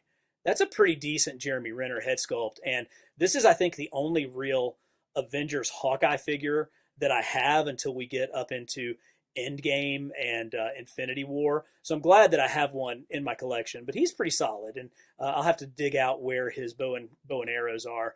But good figure. And then, of course, they did maybe the best version of Hulk. You can tell it's Age of Ultron because he has these pants on with sort of the red stripe that differentiates it from the first Avengers movie. Man, this thing is mammoth. It is really, really big, and it fits in with that 7-inch scale. But when you've got the Hulk, he can be huge, and so he can actually fit in with even your 6-inch figures. Great expression, just really angry, powerful Hulk. Love this one. I think it's clearly superior to the Marvel Legends Hulk that came in the 2-pack. Now, there's nothing wrong with this one. I mean, it's a good figure. It's got a good head sculpt. It just isn't as good as what Diamond Select was able to do. But this figure came in a 2-pack for what for me was really kind of the highlight of the film, and that was the battle scene with the Hulkbuster. Now, the Hulkbuster originally came as a Build-A-Figure, but then it was re-released in the Infinity line with the Hulk, and I'm glad because not everybody was able to get that Build-A-Figure, and it made it at least available to collectors and people who wanted to get this gigantic thing. I mean, I told you how big the Diamond Select Hulk was. The Hulkbuster is significantly larger than that. Great articulation, great sculpting all the way around. I love all of this detail. This is a mammoth figure, and this is the kind of thing that, you know, we give Hasbro a hard time from time to time for what they do and don't do for us. But man, we've got to give them the credit that they deserve when they give us something like this, because this is just epic. Absolutely a huge hunk of plastic to add to our collections. But I do have one more figure from Age of Ultron that I want to share, and it's the SH Figuarts Import Iron Man. So maybe this is the Mark 42 or Mark 43 armor, but this is in their line of figures that is mostly metallic. So there's a lot of vac metal on this figure, so it really pops and shines. And what makes this one so cool is if you flip back here and open up this panel, he's got some batteries, but what you can do is, see if I can get this panel back on. It lights up the eyes and his arc reactor. And that is a very cool effect. So this was an import figure, so it's obviously going to be a little bit more expensive, but look at what you get. You get this unbelievable articulation. These are all metal parts through here. So this is truly an Iron Man, but that light up feature, you can see it. You can see how cool those eyes and that arc reactor are when it's all lit up. The first Ant-Man film served as the coda to Phase 2 of the MCU. It holds the record for taking the longest time to make it to the screen, as development on the film began almost a decade before its release. As with so many Marvel movies, the key to its success was casting, with Paul Rudd leading the way as the charming ex-con Scott Lang. And much like the Guardians of the Galaxy movie before it, this film manages to mix humor with the importance of family, creating a cast of characters that you actually care about. The smaller stakes and scale were a breath of fresh air after the global threat of Ultron, and the flick resonated with moviegoers to the tune of $500 million at the box office. The final figure in Phase 2 of the MCU was a breath of fresh air with Ant-Man.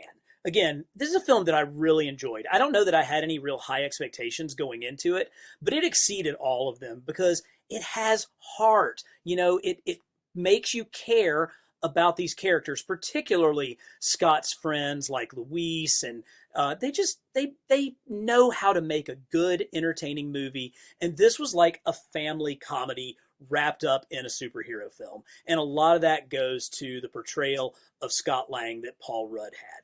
This is the Marvel Legends figure from the line. It's good. It's you know, standard Marvel Legends articulation.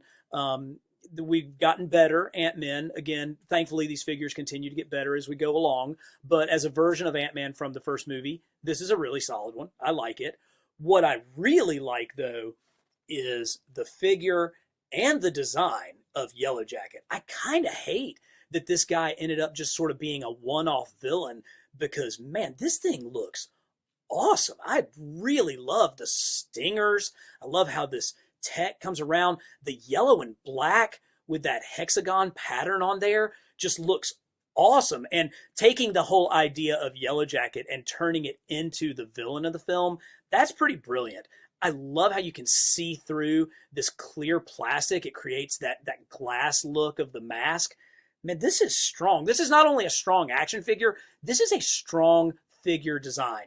We've talked about how the MCU is able to take the very best ideas from decades of comic books to create their movies. And this is one where they adapted something that was done very differently in the comics and made it much better in the movies. Plus, we get teeny tiny little versions of Yellow Jacket and Ant-Man. So if you want to throw these onto your Thomas the Train sets and have them battle, these are the figures that you can do that with. But import maker SH Figuarts actually gave us an even better Ant-Man figure. You can see the sculpting on this, the proportions are much better. The head is a little big, I think, on this Marvel Legends one. So you can see on the SH Figuarts how much better proportioned it is. That mask looks good. He also has that translucent plastic so that the eyes really shine, particularly when you can see them in the light. More sculpted detail across the chest plate and the belt where he's keeping his PIM particles. You know, all of what you would expect from an import figure. I mean, just look at the level of articulation that this hand joint has. I mean, that's really good. But what made this set just stand out above anything else is you can put Ant-Man on Anthony. That's right. It came with a giant ant for Ant-Man to fly around and ride on. He's got like a little saddle so that he'll fit right on here and ride around on Anthony. So that for me was worth the price of admission. This was not a cheap figure, as you can imagine, coming from out of the country and shipping and all that stuff. But when you get to fly your Ant-Man around on Anthony, totally worth it. Phase 3 of the MCU brought us the Infinity Saga, and with it, some of the most incredible action figures ever produced. Hey y'all, and welcome to Carbon Scoring, the best place for comics history and action figures. We have been going phase by phase through all of the figures produced for the Merry Marvel movies, and we're up to phase 3, the culmination of the Infinity Saga. But phase 3 is way too big for just one video. So we're going to do a dedicated video on the 2 Spider-Man films from phase 3, Homecoming and Far From Home, and another video on the mammoth amount of action figures produced for the 2 Avengers films, Infinity War and Endgame. Everything else is in this video. So sit back and get ready for some mighty Marvel movie figures. Talk about starting out with a bang. While some may call it Avengers 2.5, Captain America Civil War is so much more than that. The Russo brothers managed to take the concepts of one of the best Marvel comic events, combine it with the existing MCU narrative, and create a film greater than the sum of its parts. Cap's motivation for opposing the Sokovia Accords was even clearer in the movie than in the comics, one of the few weaknesses of that book. And while this flick introduced major players to the MCU, such as Black Panther and a certain web slinger from Queens, it was the emotional conflict between Steve and Tony that centered the film and drove the Infinity Saga forward.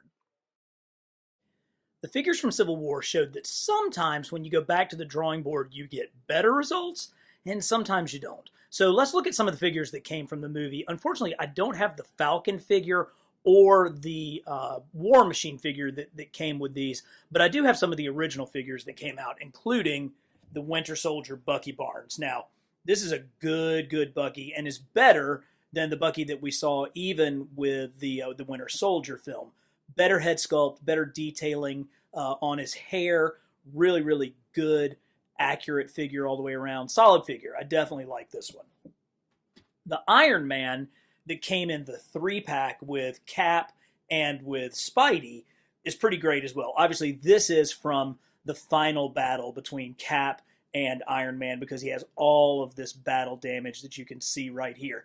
They did a nice job with this. We've gotten this figure before, and we should see it when we get to the Infinity War and Endgame boxes, but it's a nice looking figure. I really like the fact that they went the extra mile and gave us one with the battle damage from what is truly one of the most pivotal scenes in all of the MCU.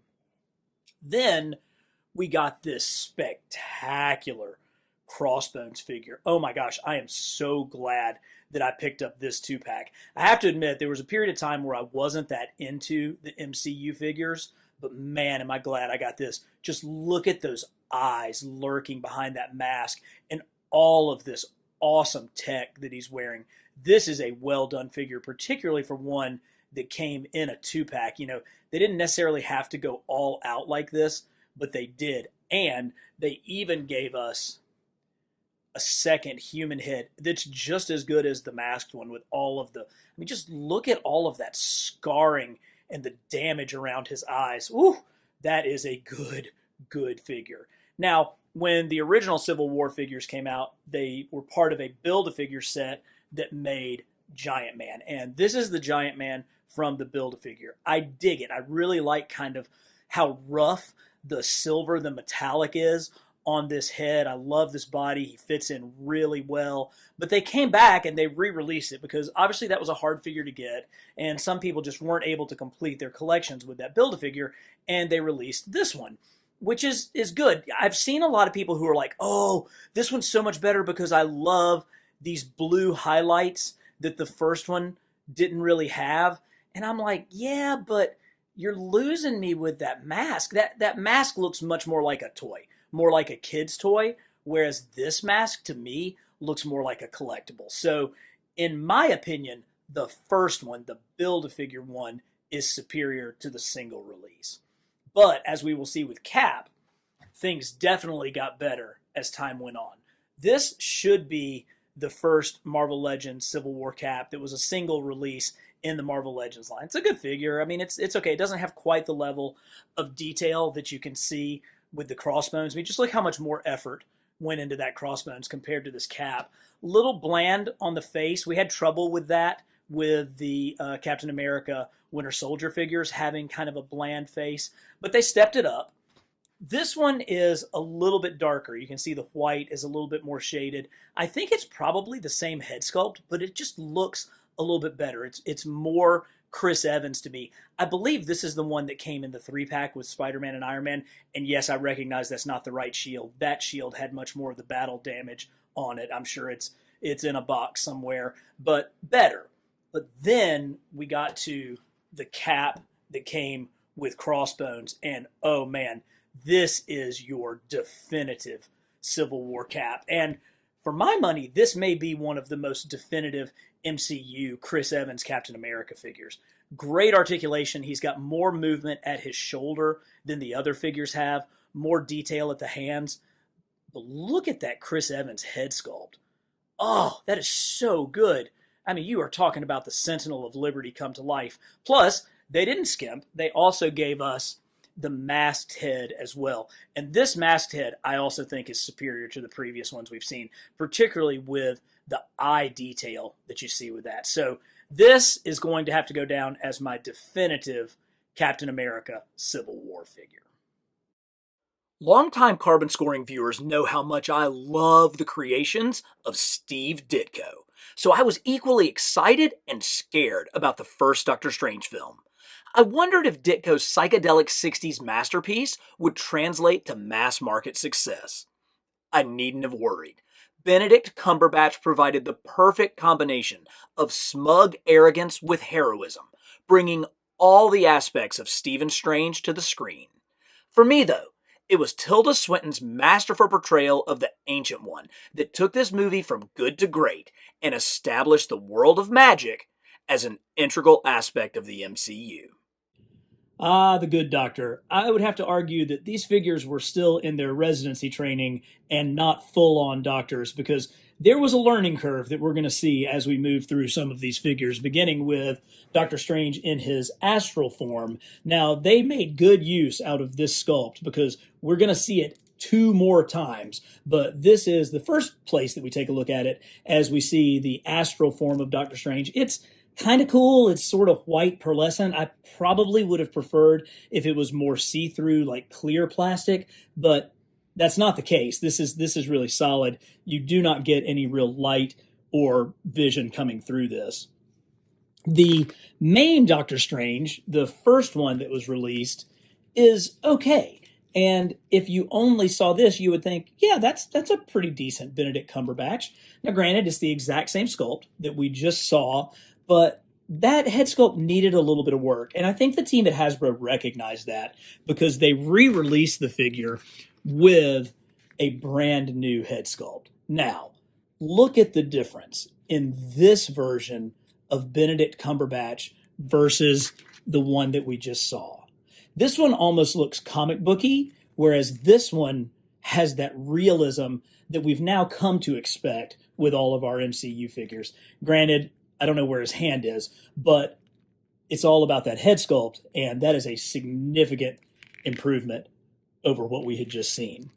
We did get Baron Mordo, and again, it's okay. I mean, it's Mordo. You can tell that it is Baron Mordo, but when we get to Phase 4 and we look at the Multiverse of Madness figures, you'll be able to tell just how far the head sculpt has come from that point. Now, thankfully, there was a figure that saved this line, and it was the Marvel Select version. So here we have a really outstanding Cumberbatch head, even with kind of the gray swoops that are a major part of his look, which were noticeably absent in the Marvel Legends figure. He has a well-detailed Eye of Agamotto with the Time Stone in there. It's the same costume, but there's just so much more detail in the sculpt. I would have loved to have seen a little bit more Ditko-y kind of fingers rather than just sort of these splayed out ones, but this is a clear step up for our Doctor Strange collection. While it was impossible for Guardians of the Galaxy Volume 2 to be as fresh and groundbreaking as the first film, the second installment managed to take all the hip, hilarious aspects of the original and imbue even more heart and family to the story. Look, we all love the cool soundtrack and the witty back and forth dialogue, but these movies work because we are genuinely interested in these characters as a family, and the story arc of Quill meeting his birth father Ego only to discover that his true dad Yondu was with him all along, man, that hits you in all the feels.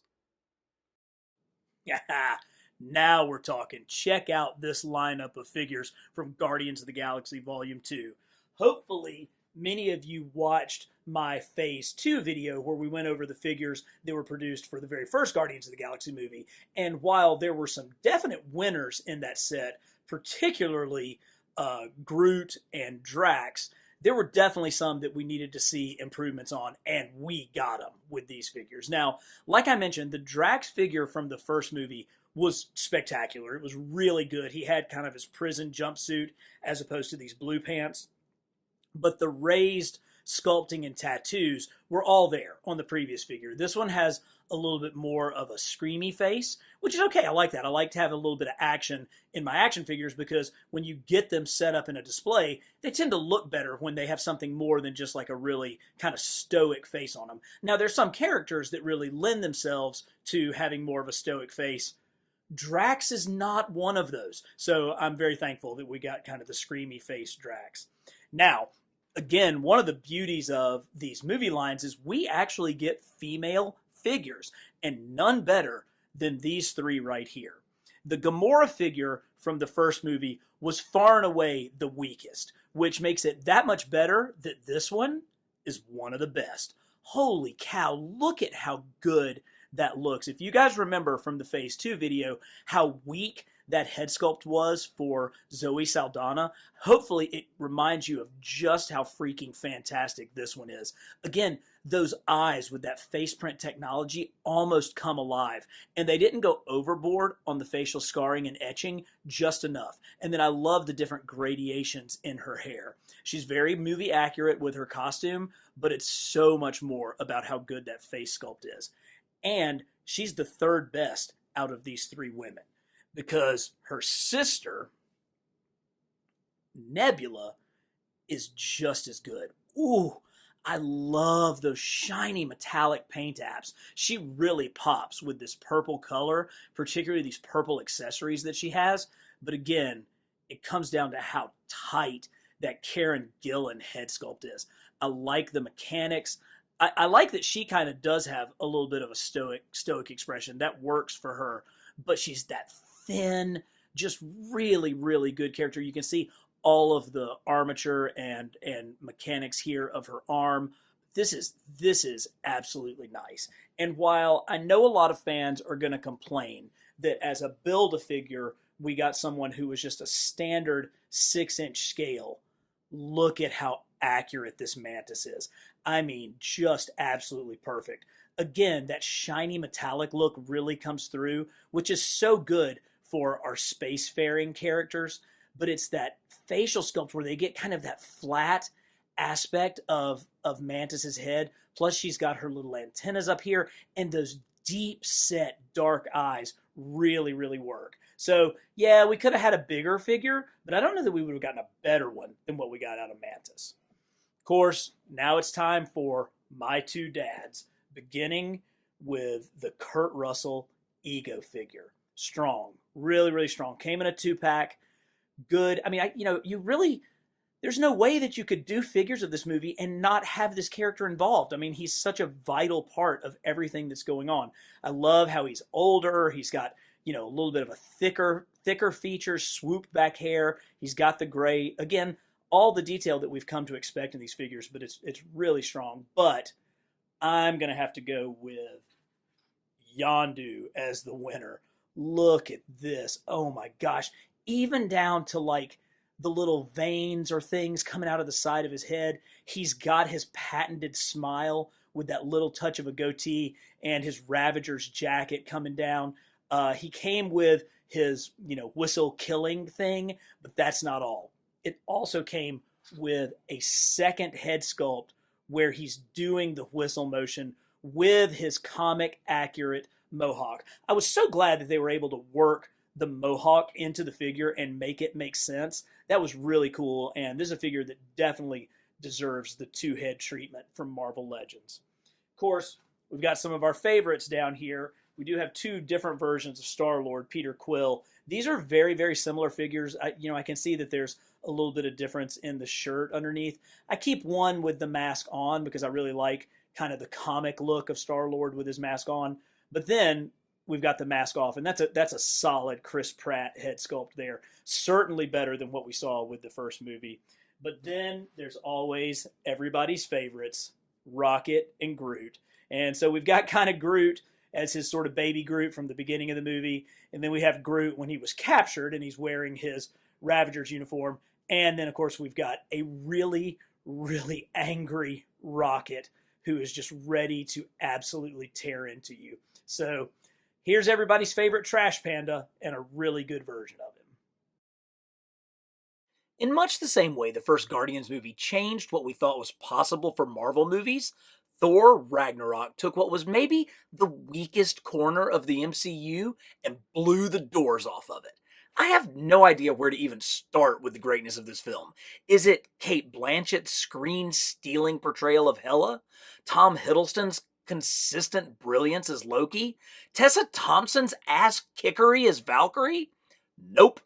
It's the fact that they made a buddy comedy with Thor and Hulk that worked in the most unexpected way. Equal parts hilarious and heroic, Ragnarok has become the gold standard for MCU entertainment. Thor Ragnarok is a movie that just screams action figures, and there have been so many from this movie, I don't even have room to fit them all on the screen almost. And I'm so glad that Hasbro, after their initial 3 figures plus the Hulk Build-A-Figure, came back to this movie and filled in some of the gaps of the characters that we were missing. Let's start with the biggest and the baddest of them all, with Suitor. Oh my gosh. So this guy really originated, I believe, in Walt Simonson's Thor run. He was kind of the bad guy that was lurking in the background. He would be teased 1 page at a time in each issue, leading up to issue 350, when the combined might of Loki, Odin, and Thor had to battle him on the Rainbow Bridge. I mean, it was epic comic storytelling at its finest. And I'm so thankful that the movie not only used very much Walt Simonson's design, particularly for the look of Suitor, but they also actually gave us a figure that fits perfectly in with our comic display. So I have an Asgard comic display down in my secret lounge where I keep the very best of my action figures. And because this figure works, I actually bought 2 of these so that I can have one down in the comic display and one up here with my Thor Ragnarok collection. Now, I mentioned that the original Marvel Legends figures consisted of Hela, which here is the first Hela figure that we got, and it's good. I just wouldn't say that it's hella good. I mean, it's a decent figure. I actually found her cape the other day, and I can't figure out what I did with it, but I'm so glad that they came back and revisited this figure, because Cate Blanchett's portrayal of Hela in this movie was spectacular. I mean, did any of you see it coming when she grabbed Mjolnir out of the air and crushed it in her hand? Nope. If you did, you're lying. Look at how good this head sculpt is of Cate Blanchett, with the hair coming down in front of her face, that steely-eyed, determined look. And that's only one of 3 head sculpts that we got, because we also got the incredible Hela with her mask on version, and it has so many more appendages than the original Hela figure. It just is so much better. And we got 2 more really evil, really accurate Cate Blanchett heads. Super. Now, the brothers, of course, got their figures in that first Marvel Legends wave. We got Thor in his gladiator costume, which is cool. It's a totally different look for Thor. I like that it calls back to a lot of the comic looks with the way this helmet is, but I think it really shows the progression of his character with cutting his hair, with going in a different style. Loki, however, doesn't need to be any progressed. He is such a great, brilliant actor. I like the fact that this comes off and you get a full look at Tom Hiddleston's face, but it's cool that that also fits on there and you get the classic horns of Loki. Now, in that wave, we got a Hulk Gladiator Build-A-Figure, and it's nice. I mean, it's certainly a nice figure. It's got good heft, but this one just doesn't hold a candle to what we got from Diamond Select. Look at this behemoth. So good. It's a better head sculpt. It's a bigger Hulk. He came with better accessories. He has the hammer that they used in the battle together. But not only that, not only the excellent paint apps, not only the great gladiator sandals, not only the terrific articulation, he came with the gladiator head. And that is so cool. Just look at all of that detail that they put down to like the individual feathers coming out of his gladiator helmet. So awesome. Now, they certainly filled in the gaps with some other figures, namely our good friend Korg. And I mean, look at his mouth. You can almost hear him talk just by looking at the way that they have the mouth shaped. Now, this is obviously a completely new sculpt. Everything had to be sculpted absolutely brand new for this figure. And for one that came in a 2-pack, that's pretty impressive and shows a level of dedication to this film that it was worthy of, because this movie was certainly worthy of this. We also got Scourge, the Executioner. I mean, look, very, very detailed along his head. Great likeness of the actor. I mean, just look at that. That could be the guy. And, of course, new costume. Played a key role. Definitely fits in nicely with our Asgard display. And who could forget Jeff Goldblum as the Grand Master? I love it. He's even got his like space Birkenstocks on. Oh, it's so good. His little blue goatee is sitting right there. And, we've gotten a lot of Jeff Goldblum figures over the years, thanks to his participation in all the Jurassic Park movies, but none are better than his role as the Collector. And to finish up, I do have the Diamond Select Thor. It's a little bit more detailed. It's a little bit larger in scale, so they're able to kind of go that extra mile with the paint apps. He also comes with his sweet sword accessories. Great Chris Hemsworth head sculpt here. Really, really solid addition for one of my absolute favorite, most entertaining Marvel movies in Thor Ragnarok. Jack Kirby's original vision for Wakanda, a technologically advanced society hidden in the heart of Africa, came into perfect focus in one of the MCU's most ambitious and best movies, Black Panther. As I always say, the conflict in a story is only as good as the motivation of the bad guy, and director Ryan Coogler spins a tale where it is just as easy to see the perspective of Michael B. Jordan's charismatic Killmonger as it is that of the ruling family. But it's the intensity, integrity, and compassion that Chadwick Boseman brought to the title character that has us all proclaiming Wakanda forever. Okay, guys, this is what a toy line is supposed to look like. You've got main characters, you've got supporting characters, you've got bad guys, you've got good guys, you've got female action figures, 4 different female action figures. This totally is worth one of the MCU's best movies. I'm glad they gave it one of its absolute best toy lines. And the detail in these figures is absolutely stunning. Look at this Ulysses claw figure. I mean, look at how crazy that head sculpt is of Andy Serkis. I mean, he's got like his tattoos, the fade of his haircut. He's got like the scars and the battle damage, but it's that smirk and those eyes. And they didn't skimp any corners anywhere else. He's got all of his tattoo work here, and he comes with 2 different versions of this arm. He's got a regular version, but of course he's also got the split version where the sonic blaster comes out. Look at how it even looks like it folds back, like in Total Recall when the mask came down. Oh man, I mean, what a start. What an absolute start. Fairly standard body, but completely superior head and arm. Then of course we got multiple versions of the Eric Killmonger figure. This one I love because it has the mask that I just dropped. This mask is really well done. Lots of sculpted detail in there. Could use maybe a little bit more brightness to the paint apps, but still really good. But look at this Michael B. Jordan head sculpt. Look at every little bit of the detail in his dreads are in there. His beard and mustache. Great tech suit costume, incredibly nicely done camos there. He's got this for lack of a better term, bat belt going on. I got a little distracted because it's popped off. We want that to stay on there. Even that metallic sheen coming here on the back, as well as this huge rifle. So that really captures his early movie look with the mask that he stole. But of course we get this highly, highly intricately detailed version of him in the Panther costume. Now, you can tell the difference, of course, because he has the gold highlights, but it does have the super claw hands, but that mask, oh man, I mean, every little rivet detail is featured in the mask. And I love how the eyes are they're kind of down pointing. It kind of gives it more of that evil look. Of course, this is a typical Marvel Legends figure, so you can get it into some really great poses, terrific butterfly joints to allow for that. But you love it when the villain gets treated with the same amount of respect in the action figure aisle that the hero does.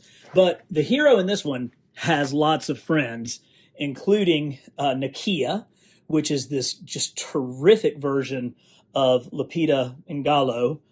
I love her hair as well. Oh, that's so good. Now, she has basically the same body and sculpt as actually, this is is this the Dora Milaje figure? I think this is the Dora Milaje Build-A-Figure, and it's a little bit different. You can see that the costume is a little different. But then we have this figure as well, which does have the same basic sculpt, but because of the paint, they do look very different together. So it's great to have these Dora Milaje figures, which play such a pivotal role in Black Panther, especially Okoye here. She is just terrific, and she's got that ticked off look and her facial tattoos. Then we got Shuri as well, and she has her blasters right on her arms. But again, an absolutely picture perfect head sculpt of Shuri. She has a different costume, which she does. She's not one of the Dora Milaje. But again, just so well done. I would love to see the Queen Mother in this line as well.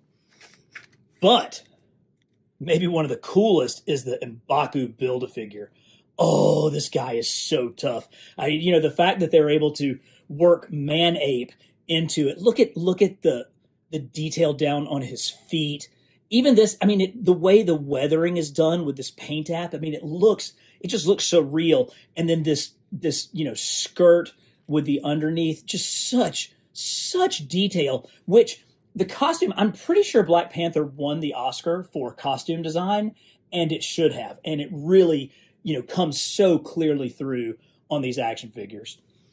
We did get another member of the royal family, T'Challa's father, in his official dress. Look at all of the detail that they put into the Wakandan tribal dress as he's wearing the Panther costume. And this is not simply the same head sculpt that we see on the other Black Panther figures. This is a completely new head sculpt for this figure. Oh, it's so good. But let's get down to T'Challa. And here is what I believe was the base figure in the line. And again, this is basically a black costume. So it could have been very easy to just phone this in, but they didn't. They added all of the tech details and all of that just advanced stuff in the sculpt and gave us an alternate Chadwick Boseman head. And I love how just kind of calm and serene this head is, because that really kind of sums up his leadership style and kind of his maturity, particularly that he grows into as the film goes on. We also got two other versions. I want to say this is kind of like the final fight version of Black Panther, the armor that he wore after essentially being returned from the dead, and the vibranium armor, which is powered up, where it's absorbing all of the energy and about to let that kinetic energy blast back onto the streets of, I think, Seoul, wasn't it? I think they were in South Korea. But as I said, an absolutely fantastic action figure line for an equally fantastic movie. Debuting after Avengers Infinity War, Ant-Man and the Wasp was a much-needed break. Building on the comedic hijinks of the first installment, it provided a breath of fresh air following the dusting of half of the universe. Rudd remains as charming as ever, but it's the Steen-sealing Luis that hits most of the high notes for me. Look, this movie is no Ragnarok or Black Panther, but I don't think it was trying to be. The Ant-Man movies have carved out their own little MCU niche, light and fun, but still integral to the overarching Infinity Saga storyline. All right, I admit it. I completely screwed up last time. If you watched the Phase 2 video, you know that I showed the Ant-Man and the Wasp Ant-Man figure saying that it was actually the first Ant-Man movie figure, and I goofed it all up. This is actually the first Ant-Man movie figure. I think this is even the helmet. Hell, I don't even know anymore. I'm so confused. They look the same. Like it's like there's a tiny little difference, like right here at the chest plate. But virtually everything else about these daggum things is exactly the same. So instead of going back and showing you the figures that I've already shown you, I figured I would just kind of cut my losses and try to show you the Ant-Man 1 figures, even if they have the wrong head attached to them, and then we're all square, right? So if I show you this, then you've seen them all, and we don't have to argue about it anymore. It's my mistake. I botched it all up. You can unsubscribe if you need to Carbon Scoring, but I don't really want you to, because I want you to keep getting to see absolutely phenomenal figures like this Paul Rudd head sculpt. Now, I know that this head sculpt is from Ant-Man and the Wasp. This is the second Paul Rudd head that came out, because just look how swarmy that is. I mean, that half smile on one side with the cheek dented in, this is just brilliant. You can't deny that Hasbro has just crushed it. They have crushed it with their head sculpts and with what they've done with these movie figures. They're unbelievable. And to show you even more proof of that, here are the figures of Luis with his ex-con blazer on. Just a great Luis figure. And the Ghost, who was kind of part of the bad guy team in this most recent Ant-Man and the Wasp movie. It was so, so cool. I like this figure. I like how cool she looks. I think she could easily go in a comic Thunderbirds, Thunder People display. It's strong. And I also love that Luis came with the building shrunk down using the PIM particles. Ghost also had another really nice head sculpt. I like how they did the tips where she's like phasing out on her hair there. Good. Now, we also got the Wasp from Ant-Man and the Wasp. And the Marvel Legends version is again stellar. I mean, that is a spectacular Evangeline Lilly head sculpt. Of course, she came with a masked head as well, and I love how you can see her eyes behind the yellow goggles. That's a super nice touch. And this costume really is bright. They really brought out the gold in it, which I think looks really, really cool. But again, I'm still so excited by how good that head is.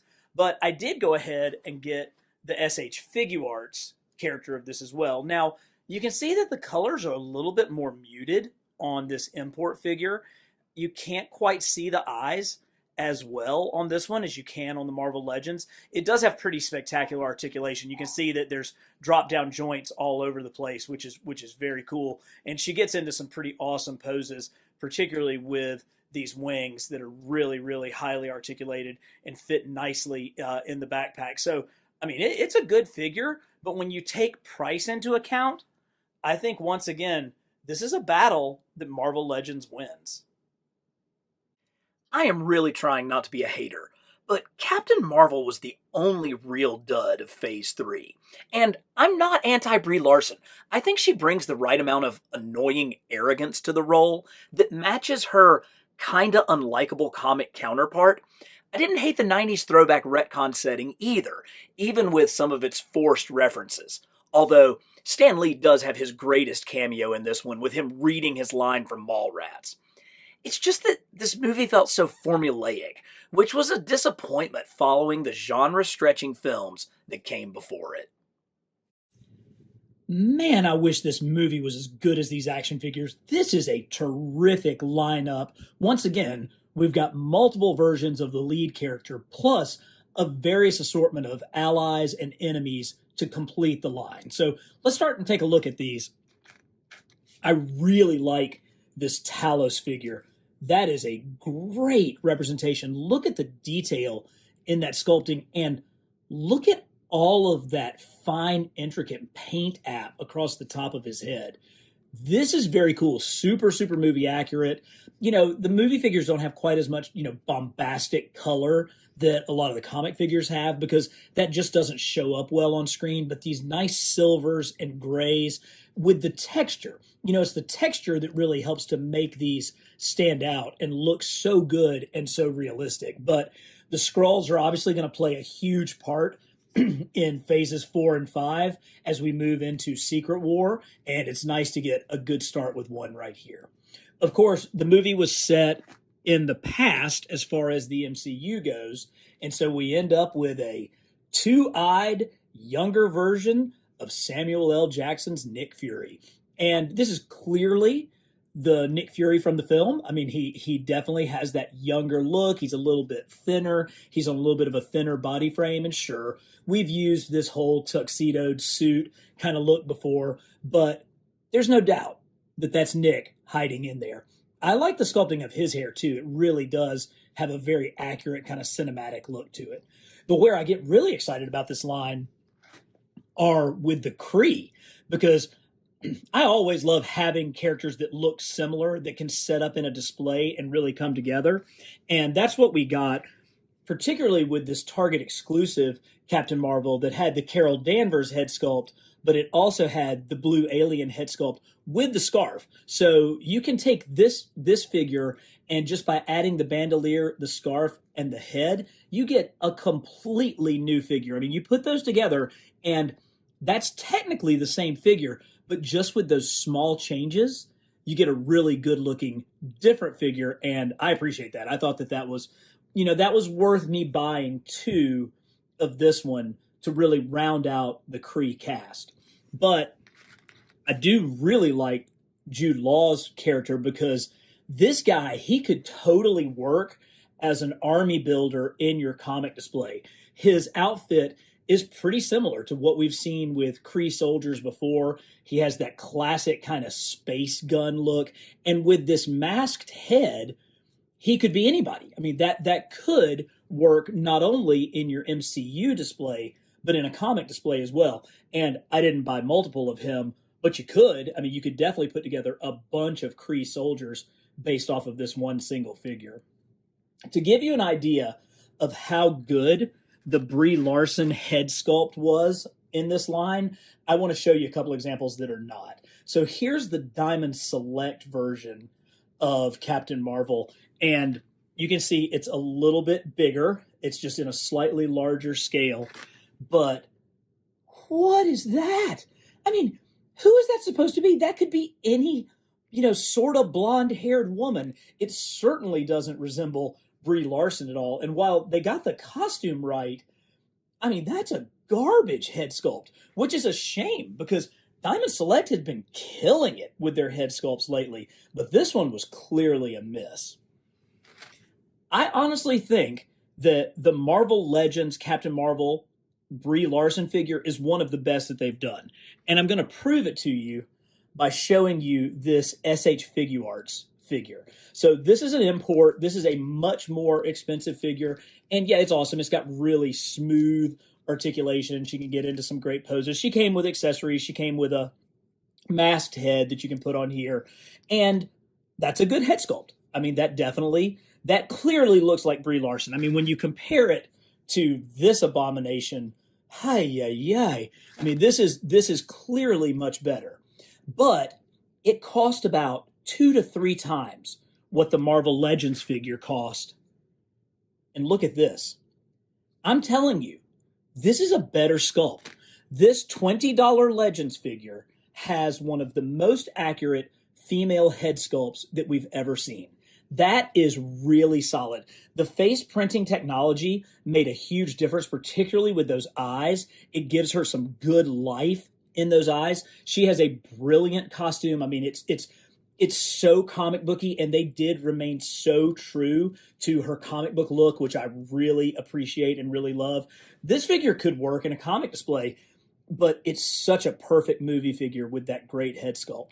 I loved it so much that I actually got 2 of these because I wanted to be able to display one with the mask, with the flowing mohawk coming out, and one with that excellent, excellent head sculpt. I think there was also like a binary version of this that was a Walmart exclusive that I still don't have, but I don't know that I need it when I've got these 2 great figures here. And to round it out, we also got her in her flight jacket with a completely different hairstyle. You can see her hair is much shorter here, or at least it looks like it's much shorter here as it flows. Again, really nice paint detail and application there on the jacket. And you've got that crazy cat monster thing. But that has some of that Brie Larson arrogance that, is kind of vital to the character of Captain Marvel. So I'm going to call this line an absolute winner. Phase 4 of the Marvel Cinematic Universe included the most diverse, bold offerings yet. And thankfully, we got the action figures to match. Let's look at every figure produced from the MCU's Phase 4. Phase 4 opened with a truly, no pun intended, visionary series. That first 1950s episode had everyone trying to figure out what they just saw. The creativity continued as WandaVision roamed through the ages, and the Scarlet Witch's imagination and powers.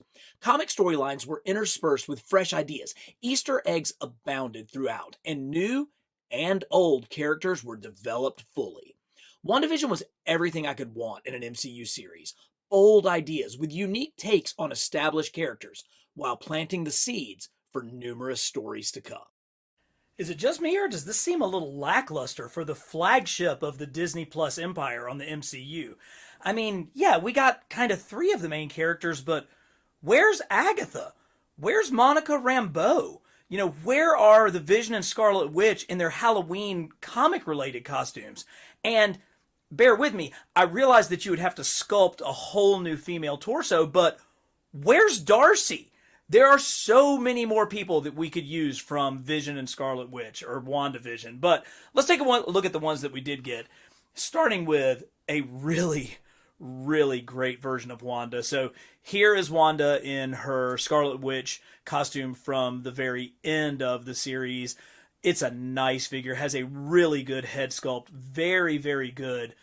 Look at that profile. Look at how good that looks of Elizabeth Olsen. Nice hair. I love the touches that really call back to her comic costume. I think she did come with two pair of hands, and both of them are really quite expressive. I think if I was going to improve on this figure, I would have the fingers kind of with some of the black beginning to show on them, like when she started being taken over by the Darkhold. But all in all, that's a really solid Wanda figure. And it's perhaps bested by Vision. Now, this is nice. I really like that we got this. We've gotten good green and red Visions before, but this white Vision with the clear cape, and look, it has like almost like the circuitry look to it. That's pretty cool. And I'm particularly, impressed by this because it does call back to the John Byrne era West Coast Avengers story, Vision Quest, where Wanda was really kind of out of control, and then the Vision was basically deprogrammed. And they definitely borrowed some ideas from that comic in the WandaVision show. So that was really cool, and certainly this is a great representation of that. And then we get everybody's favorite S.H.I.E.L.D. agent, Jimmy Woo. And solid facial sculpt there of Jimmy Woo. He's got his card. He has his badge. He actually, I don't know if we've seen this coat before, if this is like a new coat, but I like it. And we need more civilians in our MCU displays, and so he certainly fits the bill for that. But overall, there's just a lot of meat left on the bone when it comes to WandaVision. Buddy films are only as strong as the relationship between the main characters, and that's what I felt was lacking in Falcon and Winter Soldier. Hey, I really like Anthony Mackie as Falcon, and I love Sebastian Stan as the Winter Soldier, but these are two great tastes that don't taste great together. Combined with a fairly rote action adventure, which was nowhere near as creative as WandaVision, which came before it, and you get a pretty average show. Sure, there was some potential for future greatness, such as the storylines of Sharon Carter, Isaiah Bradley, and the U.S. Agent. But overall, this series lacked pop. So here for Falcon and the Winter Soldier, this is going to be the first time, but probably not the last time, that I make the argument that the figures were better than the show, because this is a nice lineup. We get multiple versions of both of our lead characters. We get the main villain/villains. We get what can only be considered a side character and a female. Really, really nice lineup. Let's start with a couple of the big boys, particularly the two versions of Bucky or the Winter Soldier. Ooh, that is a strong throwback Winter Soldier figure. I know that we've seen Winter Soldier and we've gotten him before in other lines with other movies, but they just continue to advance, and this one is particularly nice. I really like the unmasked head for Buck here. I like that long hair. That's a nice touch. But then you get the more modern Bucky in what, kind of really does look... God, what does that look like? It almost looks like a nomad outfit from the comics. Shorter hair, still with a really, really accurate face sculpt. I like the new arm as well. So Bucky starts off really strong. Let's go to Sam. Great version of Anthony Mackie. Good look here. I think maybe his forehead's a little big. His hair probably could come down a little bit. But this is a strong version of Anthony Mackie as Captain America. And of course, we also got the version with the wings, and these wings are nice. They're a little cartoony, maybe, with the painted colors, but it does go along with his look, which on the show is incredibly comic accurate, and y'all know that always makes me happy when the MCU honors the looks and the designs of what came before, and we certainly did that with the Falcon here. Now, those are cool, but what's really good about this series are the rest of these guys, starting with John Walker as Captain America. Look at that face. It gives off the expression that he had as Cap. Oh, I mean, that's strong. That you can almost see his like jaw puffed out here on this side with him like gritting or grimacing his teeth. Now, this has the red and blue outfit that he wore as Cap. He's got his shield, but we also get the U.S. agent version. Now, it's granted, it's basically just a repaint, but what an effective repaint. Really does bring on a completely different character by doing this. Sharon Carter. Well, that was a little bit of a twist. Didn't see that coming. But here, what we're seeing, much like ScarJo, much like Florence Pugh, Emily Van Camp is gorgeous. She is a gorgeous woman who I kind of have a crush on her too. But, I mean, maybe you can catch her nose in that profile, but the straight on, again, is just so difficult with women's faces who don't have distinctive, defined lines that to get them to capture in this small form. But, for me, the absolute star of this series was Zemo. And we get a strong Zemo. I mean, that the way his eyebrows, he's got the one that's slightly arched and the one that's down. He has that kind of disapproving, aristocratic look on his face. Of course, they did such a wonderful job with his costume design to give him this winter coat with the collar that really calls back to the classic comics Baron Zemo. And when you throw in the masked version, well, you can really see it. So just terrific. And of course, they added in his journal with the red star on there. So terrific lineup. I did forget the masked head for Sam Wilson, but for my money, that's the figure of the line, Zemo. You can never get too much of a good thing. And in this case, Tom Hiddleston's Loki is a great thing. There's nothing like time travel to retcon one of the most meaningful deaths in the MCU thus far. I mean, these things are based on comics after all. The trickster god is at his most maniacal as he attempts to gain the trust of Owen Wilson's brilliant TVA agent, while learning to trust himself. No, like really trust his actual self. Various Lokis from across the time stream appear, one of whom he falls in love with, which is creepy yet strangely on point in a narcissistic kind of way. Oh yeah, and this show also introduced Kang. I wonder if we'll see him again. Now we're getting somewhere. This is how you do a Disney Plus series right, with everything that they gave us for the Loki series. We do get a couple of versions of our main character, the brilliant Tom Hiddleston as Loki. This is a great look. He's got, his suit on with the coat that says variant across the back. I love that.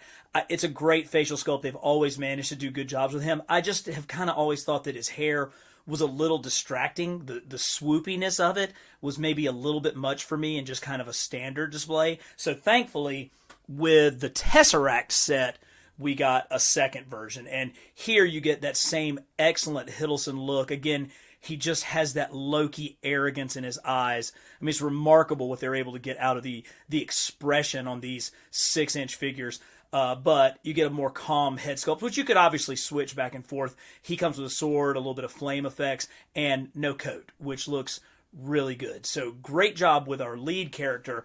But as always, it's the accessory characters that get me the most excited, beginning with Owen Wilson's TVA agent. Really, really nice. He's got his doohickey. It's a pretty good Owen Wilson sculpt. Let's see if we can get a look at that Owen Wilson nose. There should be a lot going on there. And there is. Look at that. They managed to get that crazy crook that is in Owen Wilson's nose. That's pretty good. As I remember, this one was a Target exclusive, but thankfully wasn't hard to find. So another great dude in a suit, which I like having in my setup. We got Sylvie, who was a very interesting character in this series, and she's well done.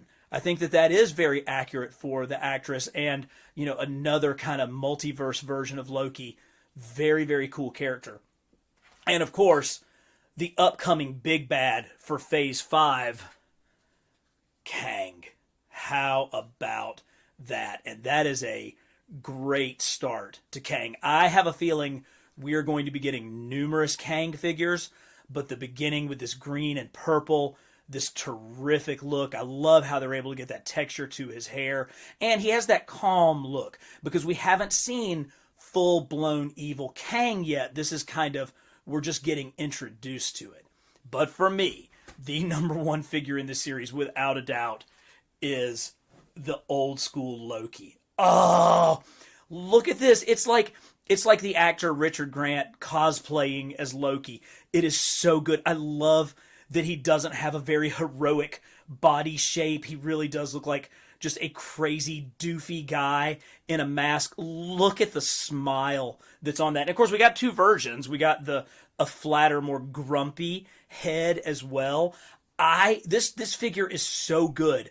I wish that I could put it in my Thor display because this is such a Jack Kirby looking Loki. The only problem is this head sculpt is so good that he won't fit in with my comic based characters. It's such a great human head sculpt and such a perfect representation of the actor in both versions that it just has to stay right here. Give me an alligator and a kid Loki and I'm completely done with this series. I initially watched Black Widow with a sense of melancholy fondness. After all, the story of Natasha Romanoff has weaved its way through the first three phases of the MCU until she met her heroic and final end. Knowing the resolution of her story certainly took some of the suspense out of this film, but much like the best the MCU has to offer, it's not the overriding plot that drives the movie, it's the characters, and the Black Widow's makeshift family centered an otherwise formulaic spy thriller. David Harbour as the Red Guardian provided needed comic relief, but it was the star-making turn of Florence Pugh as Yelena Belova who stole every single scene she was in. While we will never forget ScarJo's Black Widow, Pugh was the true beating heart of this film. Now, this is what a movie line should look like, and I have to say, I'm incredibly impressed by Hasbro's dedication to the Black Widow, where they give us 3 different female characters and only, oh, wait a minute, spoiler alert, 4 different female characters and only 1 male character. And that's great. Now, I don't know if this line really sold very well, but at least it was true to the film. And we start off with a couple of our main heroine, the Black Widow herself. This is a nice black costume. I think it's fairly accurate to what she wore in the film. Definitely a little bit different from what she wore in the previous MCU films. It's got the backpack on there where some of those like sword nunchucky sort of things can fit in the back. I do love the Widow's Blast, and of course the callback to the comic costume with the belt. That's a really nice touch. She does have where you can kind of slide the accessories on and off. Of course, with these MCU figures, it all comes down to the facial sculpt, and that's okay. I mean, that's clearly recognizable as Scarlett Johansson. Female figures are tough. We're about to talk about that a little bit more, just how challenging they can be to get accurate representations, but this was pretty good. I'm pretty sure that the white one was the deluxe figure that came with all the different accessories, which is really cool. So you can use those across numerous figures. For some reason, I'm sure this is probably the exact same sculpt, but somehow against this white costume, I think it just looks a little bit more accurate. It may have a little bit better facial print technology on it to make it a more accurate Scarlett Johansson sort of look. But again, lots of little holsters and places where you can hold her weapons, but that's your girl ScarJo in there. Now, Rachel Weisz has more angular features. You can see she has kind of more angular cheekbones, a little bit of a sharper nose. She has really kind of prominent eyebrows.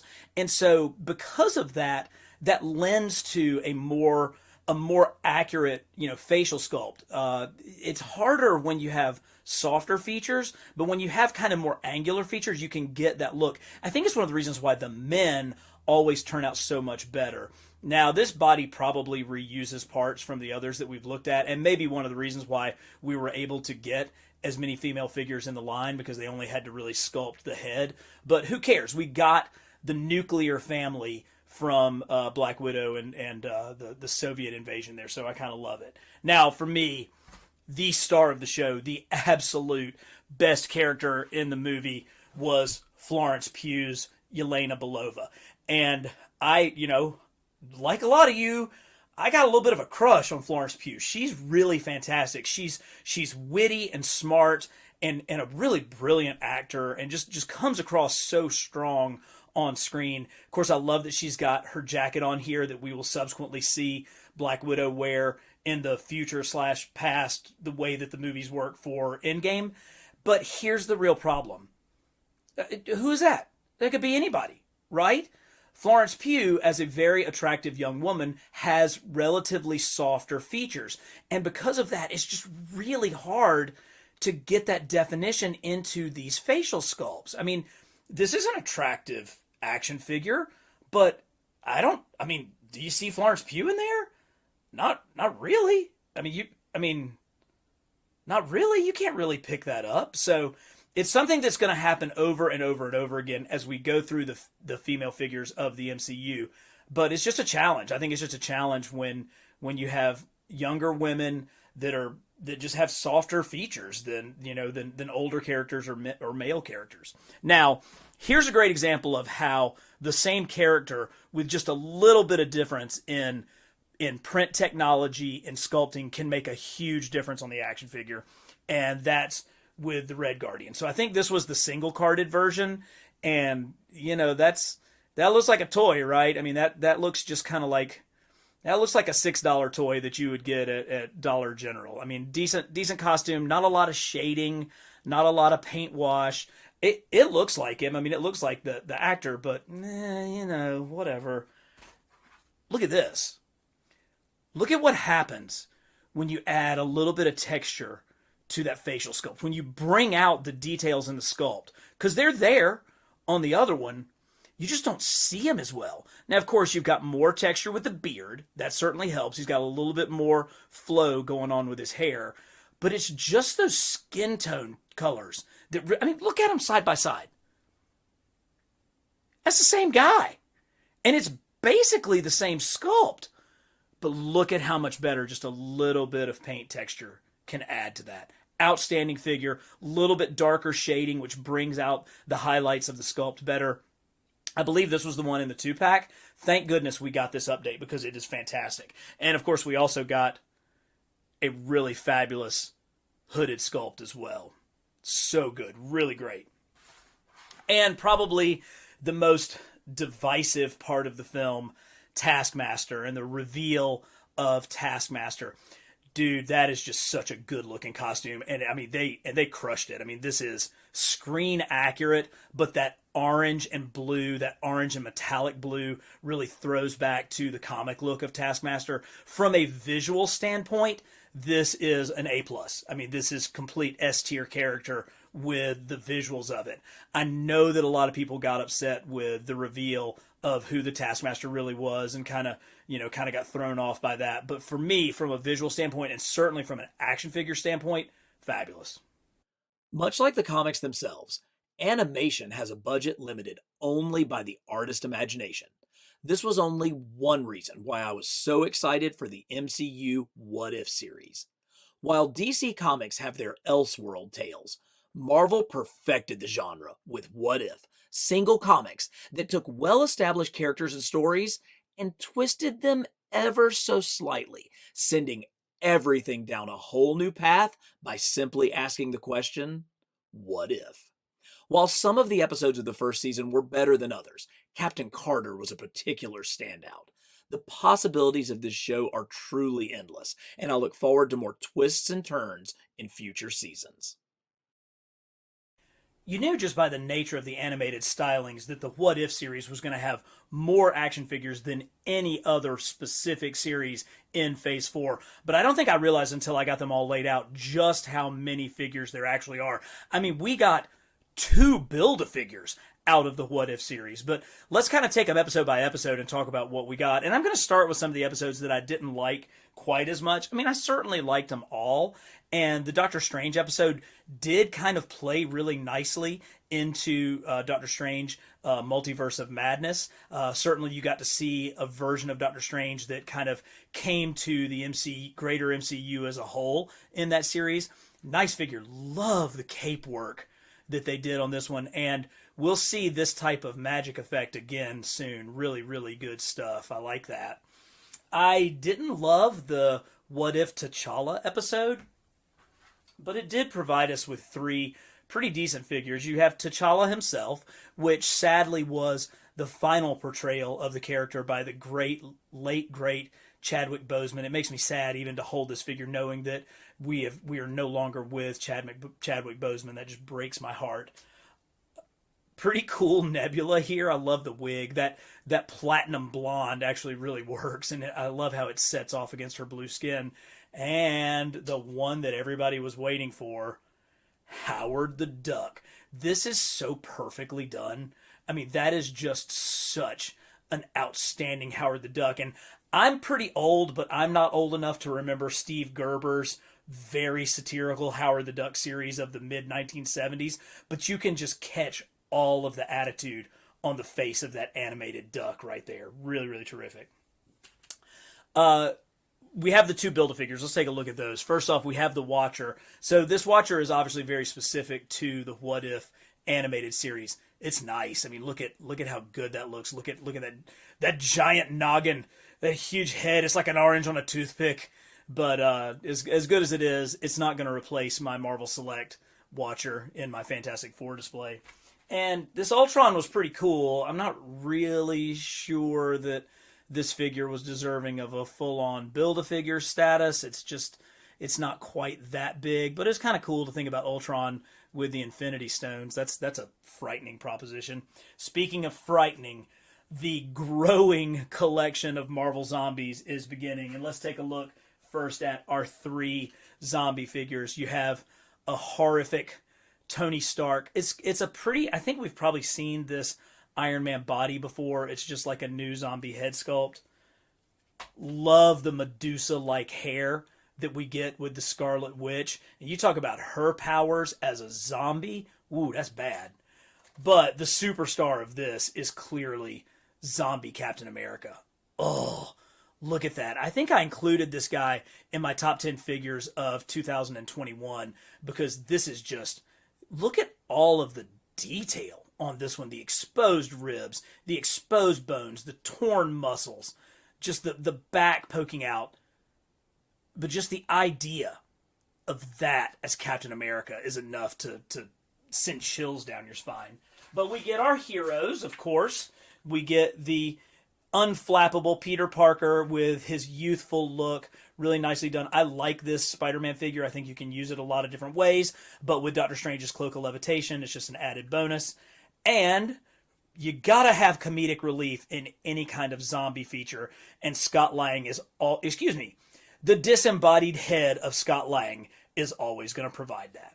But for me, clearly, the best episode of What If was the Captain Carter episode. And it was, of course, helmed by the Red Skull. And going back to the original Captain America movie, you got to see the Red Skull and his Hydra motivations. And you got to see him be, even more successful, perhaps, in this. Really great. His animated look makes for a terrific action figure.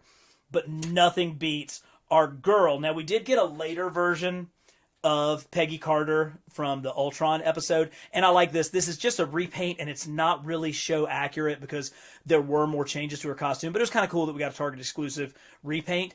But these are the ones. This is what this What If series was all about. This absolutely gorgeous 1940s, look at that haircut, Captain Carter.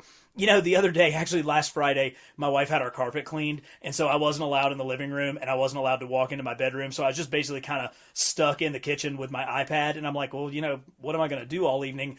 I rewatched Captain Carter, and it was terrific. That episode, the animation, the lighting of that episode, the lighting of the animation was so great, but you can't have Peggy without Steve, and this hulking mammoth Hydra stomper is just so good. I can't believe that they actually, you know, you think about the 80s when G.I. Joe made the flag. This is like the modern day equivalent of the USS Flag. That's a bit of an exaggeration. It's not that big, but it's big and it's great. And he's got a handle, you know, so that Peggy can go riding on top of him.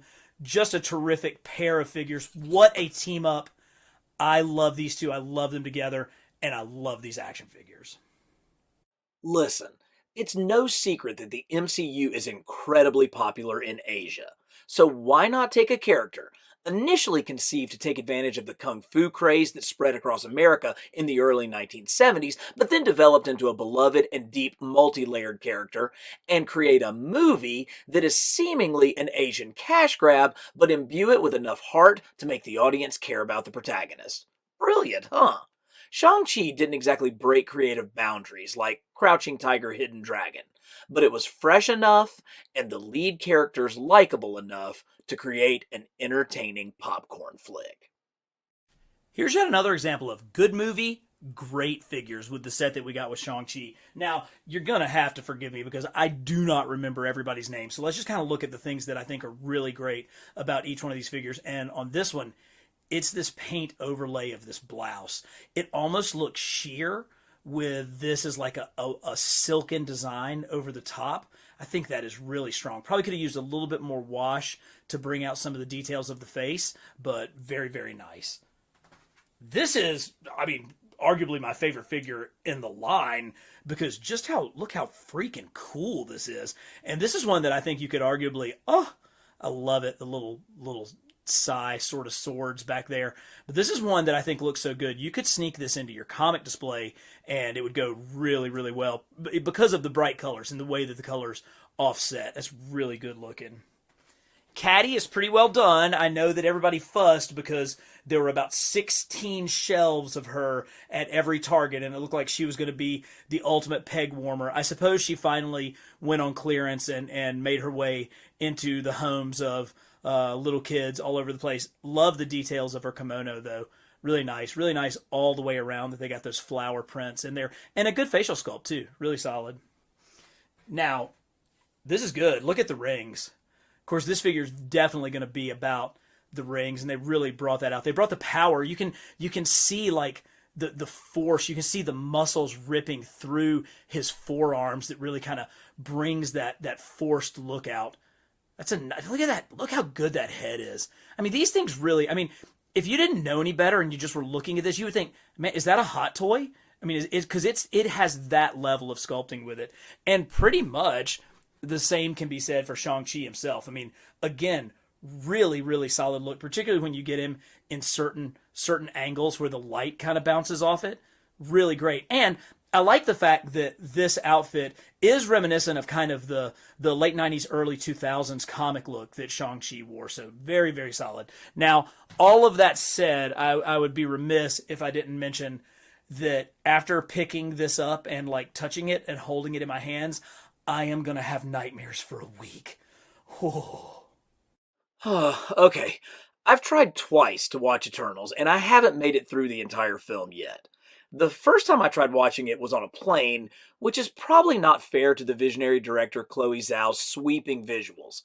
But it was the ham-fisted script that kept sending me into dreamland. I was pretty worried about this film before it was released. I mean, the Jack Kirby comic it's based on looks great, but makes absolutely no sense. I guess I'll give this flick another try the next time I'm suffering from insomnia. You know, when you get them all spread out, you can really see that the Eternals figure line is one of the most beautiful collections of figures that we have. I mean, there's literally colors that go all the way across the rainbow. And in addition to some of these excellent head sculpts that we... Oh, crap!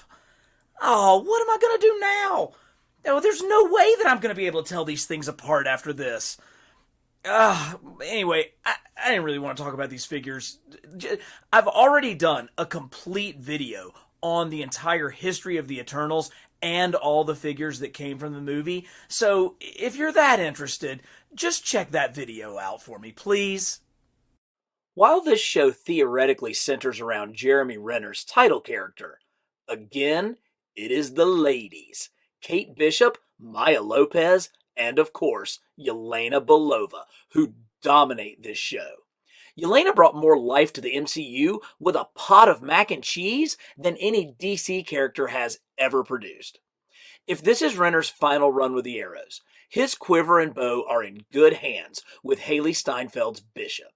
Throw in Lucky Dog and that fantastic Avengers Broadway production, and Hawkeye really hit the mark. Oh, I can't believe I just said that. Yeah, Hawkeye. Or should I say Hawkeyes? Or is it like Hawkeye, like I-E? Anyway, we've got two different Hawkeye figures. We've got, of course, Clint Barton, Jeremy Renner figure, and our Haley Steinfeld, Kate Bishop Hawkeye. And they look so good, and they look great together. The seamstress work that Kate Bishop did to give them both their purple costumes is absolutely fabulous, and that definitely matches the stylistic look of the David Aja artwork on his comic, his Hawkeye comic that Matt Fraction wrote and he drew. And if you haven't checked it out, you absolutely should, because it is really one of the coolest, most stylized books of the last 20 years. It's really strong. Love this Jeremy Renner. We haven't gotten enough Hawkeye figures, so this is actually a really welcome addition. You could probably take this head and put it on some of the earlier bodies from like Endgame or, you know, those sort of levels. But of course, Kate was like the real highlight for me as far as the two Hawkeyes. I thought that Haley Steinfeld was really fantastic in the role, and I look forward to her carrying on the Arrows as we go forward. Now, could we have used another Yelena Belova? Yes. Could we most assuredly have used a Maya Lopez Echo figure? Oh, most definitely. But hopefully we will be seeing more of Echo. I have thought that that was a fascinating character from all the way back in her days on Brian Michael Bendis and David Mack's Daredevil run, which was a long time ago, but she's a great character. But for now, I am very happy with my Hawkeyes. I'm not sure if you've seen this one. It was a kind of under-the-radar indie flick about a teenage boy trying to get into college. If you haven't seen it, you should probably check it out. You would think, since it was like the biggest movie ever, that we would have a lot more figures from Spider-Man No Way Home than we have. But I think because of the inherent secrecy of the movie, not wanting to give away the cameos or the villains, we got a fairly limited run in our first attempt at this. But no worries, there's a lot of rumors of more No Way Home figures to come, including versions of all of our different Peter Parkers. But for the figures that we got, one of the first ones was this version of Doctor Strange, and if I'm correct, I think this is the third time that we've gotten this figure, but again, with a new head sculpt.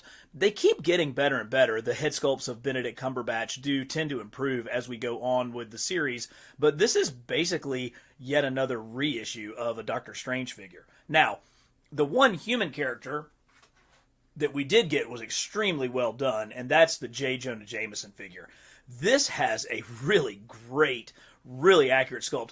I love the pointing finger. That is just so JJ. Just really, you can get some of those great expressive JJ moments, particularly because it came with an alternate screaming head, which is a really nice addition. I think we can all agree when we get alternate heads, that is a total bonus. So you've got kind of a regular suited person, and for those of you that do a lot of action figure photos and stuff, it's always nice having more civilians available, but having JJ with a screaming head is truly a nice touch.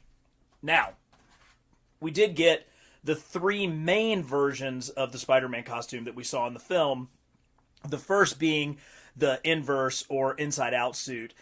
And again, I wonder if it was simply a cost-cutting measure, that they basically reused the same mold, or if it was the fact that these were in production a full year before the movie came out, but there's none of the tech parts. There's nothing really to indicate on this figure that the suit is actually inverted and inside out. And again, I think that these did debut prior to the film